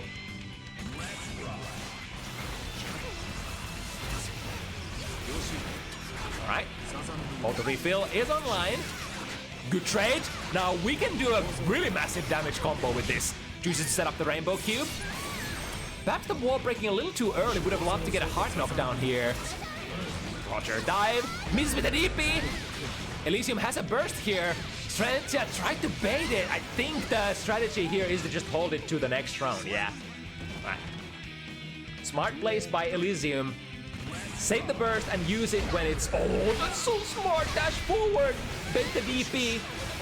Both players spending their bursts. And which staff was that? That was repulsion? Or acceleration? And the gates are open. Cubes are going everywhere. I think there's a gravity staff active as well. So there's no way Elisium is gonna get past these this wall of cubes just yet. 3 teleports. Oh no. We need to shuffle or end the game.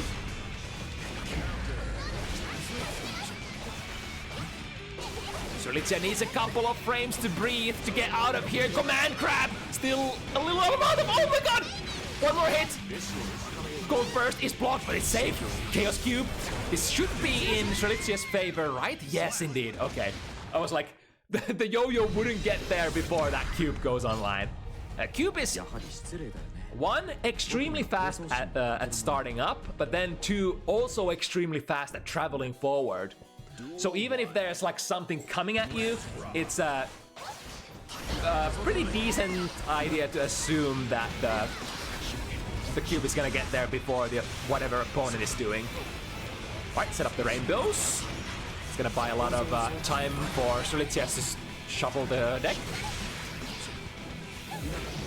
Overhead misses. Also the guard crush misses. Oh no! Strelitzia wasn't counting on that. Was hoping for one of those spells to give him time to recharge. Now completely with an empty hand. And 75% tension to spend. Yeah. Another set point situation. We've been here before.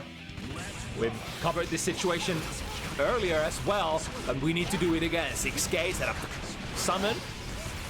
Ooh, that's a lot of teleports. Bit shift slowly leveling up, or rather leveling down. I wonder. Because I think Strelitzia was trying to pray, or probably wanted to. Repulsion is gonna push the rainbow cubes farther away. Auto refill online. Now if we could only find the mana buff as well. Don't need it. Find the hit and use the super to finish. All right, 1 crisis averted. Now we need to go for another one, and this time Elisium actually has a full burst gauge to go for this one. I think Strelitzia went for a little bit of a heart bait there, but Elisium was not ready to bite. Into close range, summon the rainbow cube, get plus frames, but that time Elisium said now is time to put a stop to this shit show. Teleport into a mix-up, guard crush. A lot of stuff active. It's gonna be tough, because I think Strelitzia doesn't need to engage here. Uses the super to make sure that there's no funny business going on. Is that gonna be enough? Yes, indeed. Strelitzia lives to fight another day. What is with these players today? Being empowered by being very down in score. Drawing ever so closer to Elisium. 2 more games, and the dream, the prophecy would be complete. Double backdash. Elisium didn't commit to the dash deep enough. Again, the yo-yo set wasn't too bad for Strelitzia, I guess. Right, here come the cubes. Cross up using the arpeggio. Nasty, nasty business. Drew the nuts. However, didn't get the cast. Put opponent in block stun. Oh no! More teleports! Help! Help! Something! Okay, luckily, I think if Strelitzia didn't have the auto bookmark active there, he's fucking toast. But luckily, with that spell active, you actually get a new draw immediately after casting the spell, so casting the teleports wasn't too bad. Alright. A couple of good spells that you would love to cast if you have extra time. The bit shift is slowly leveling down in Strelitzia's hand, and now the heart knockdown as well. And the mana break. Uh-oh. Home in trouble. Gets frame trapped. Elisium has so much meter as well. Yeah, there's no way you're gonna go down here, buddy. So set point Elisium once again. Live or die. Strelitzia, make your choice. Couple of backdashes. Set the stop. That was acceleration. Yeah. So these are gonna guard crush. Buy Strelitzia more time to shuffle. Lots of stacks in hand. I'm not sure if Strelitzia casts both. Yeah, there we go. Gravity Staff online. So there will be nothing that Elisium can do about this at the moment other than Burst, which she of course doesn't have. And super to finish off. Perfect. Got to the Exodia once again. This is literally a showcase of how Asuka works. Sometimes you just don't draw perfectly. Sometimes your hand is so poor and your opponent is so good at playing against you. But these couple of rounds, Strelitzia has drawn extremely well and, you know, played the cards, played the spells perfectly where they need to be played. Here we go. Negating the Arpeggio by using the Blue Burst. However, the Rainbow Cube will not allow you to air dash forward. And now, he has it active. He has the nuts.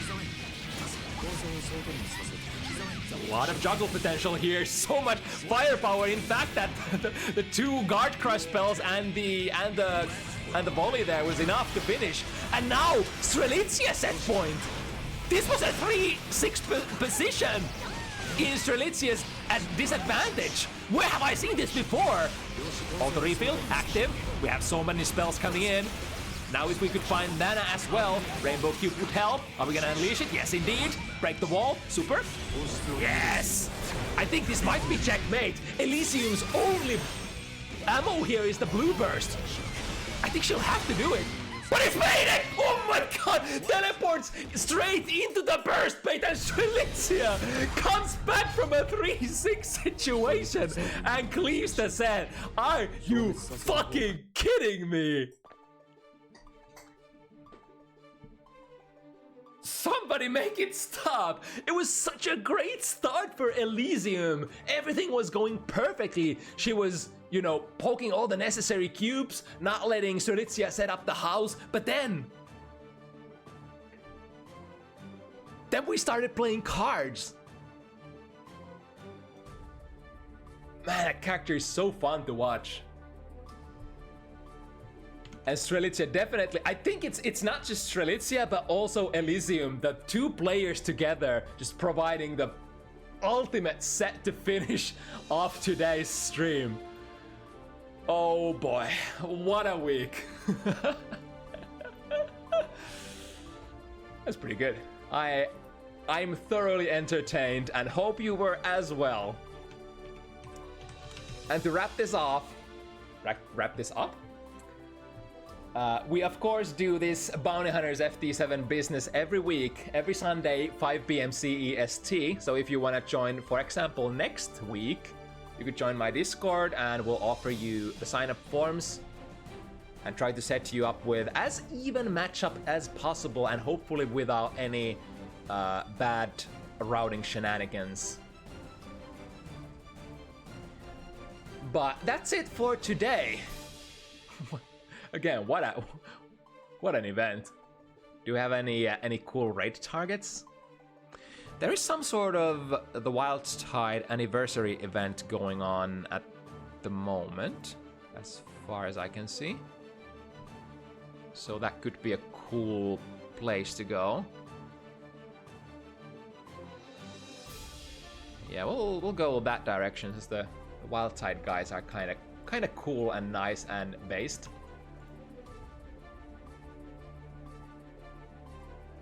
Oh yeah, good. Thank you for reminding me. So next week there will be no stream because it is that annual event in Finland, Install 2024, which I will be attending as well. So next weekend is skip, but the week after that we're gonna have a event as per usual.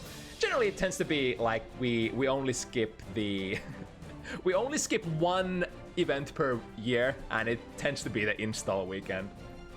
But yeah, other than that, I suppose I will see you guys in 2 weeks' time then. So till then, stay safe, play Guilty Gear, tune into install. I will be shilling that in my Discord for sure. And yeah, that's it. See you in 2 weeks. Bye bye.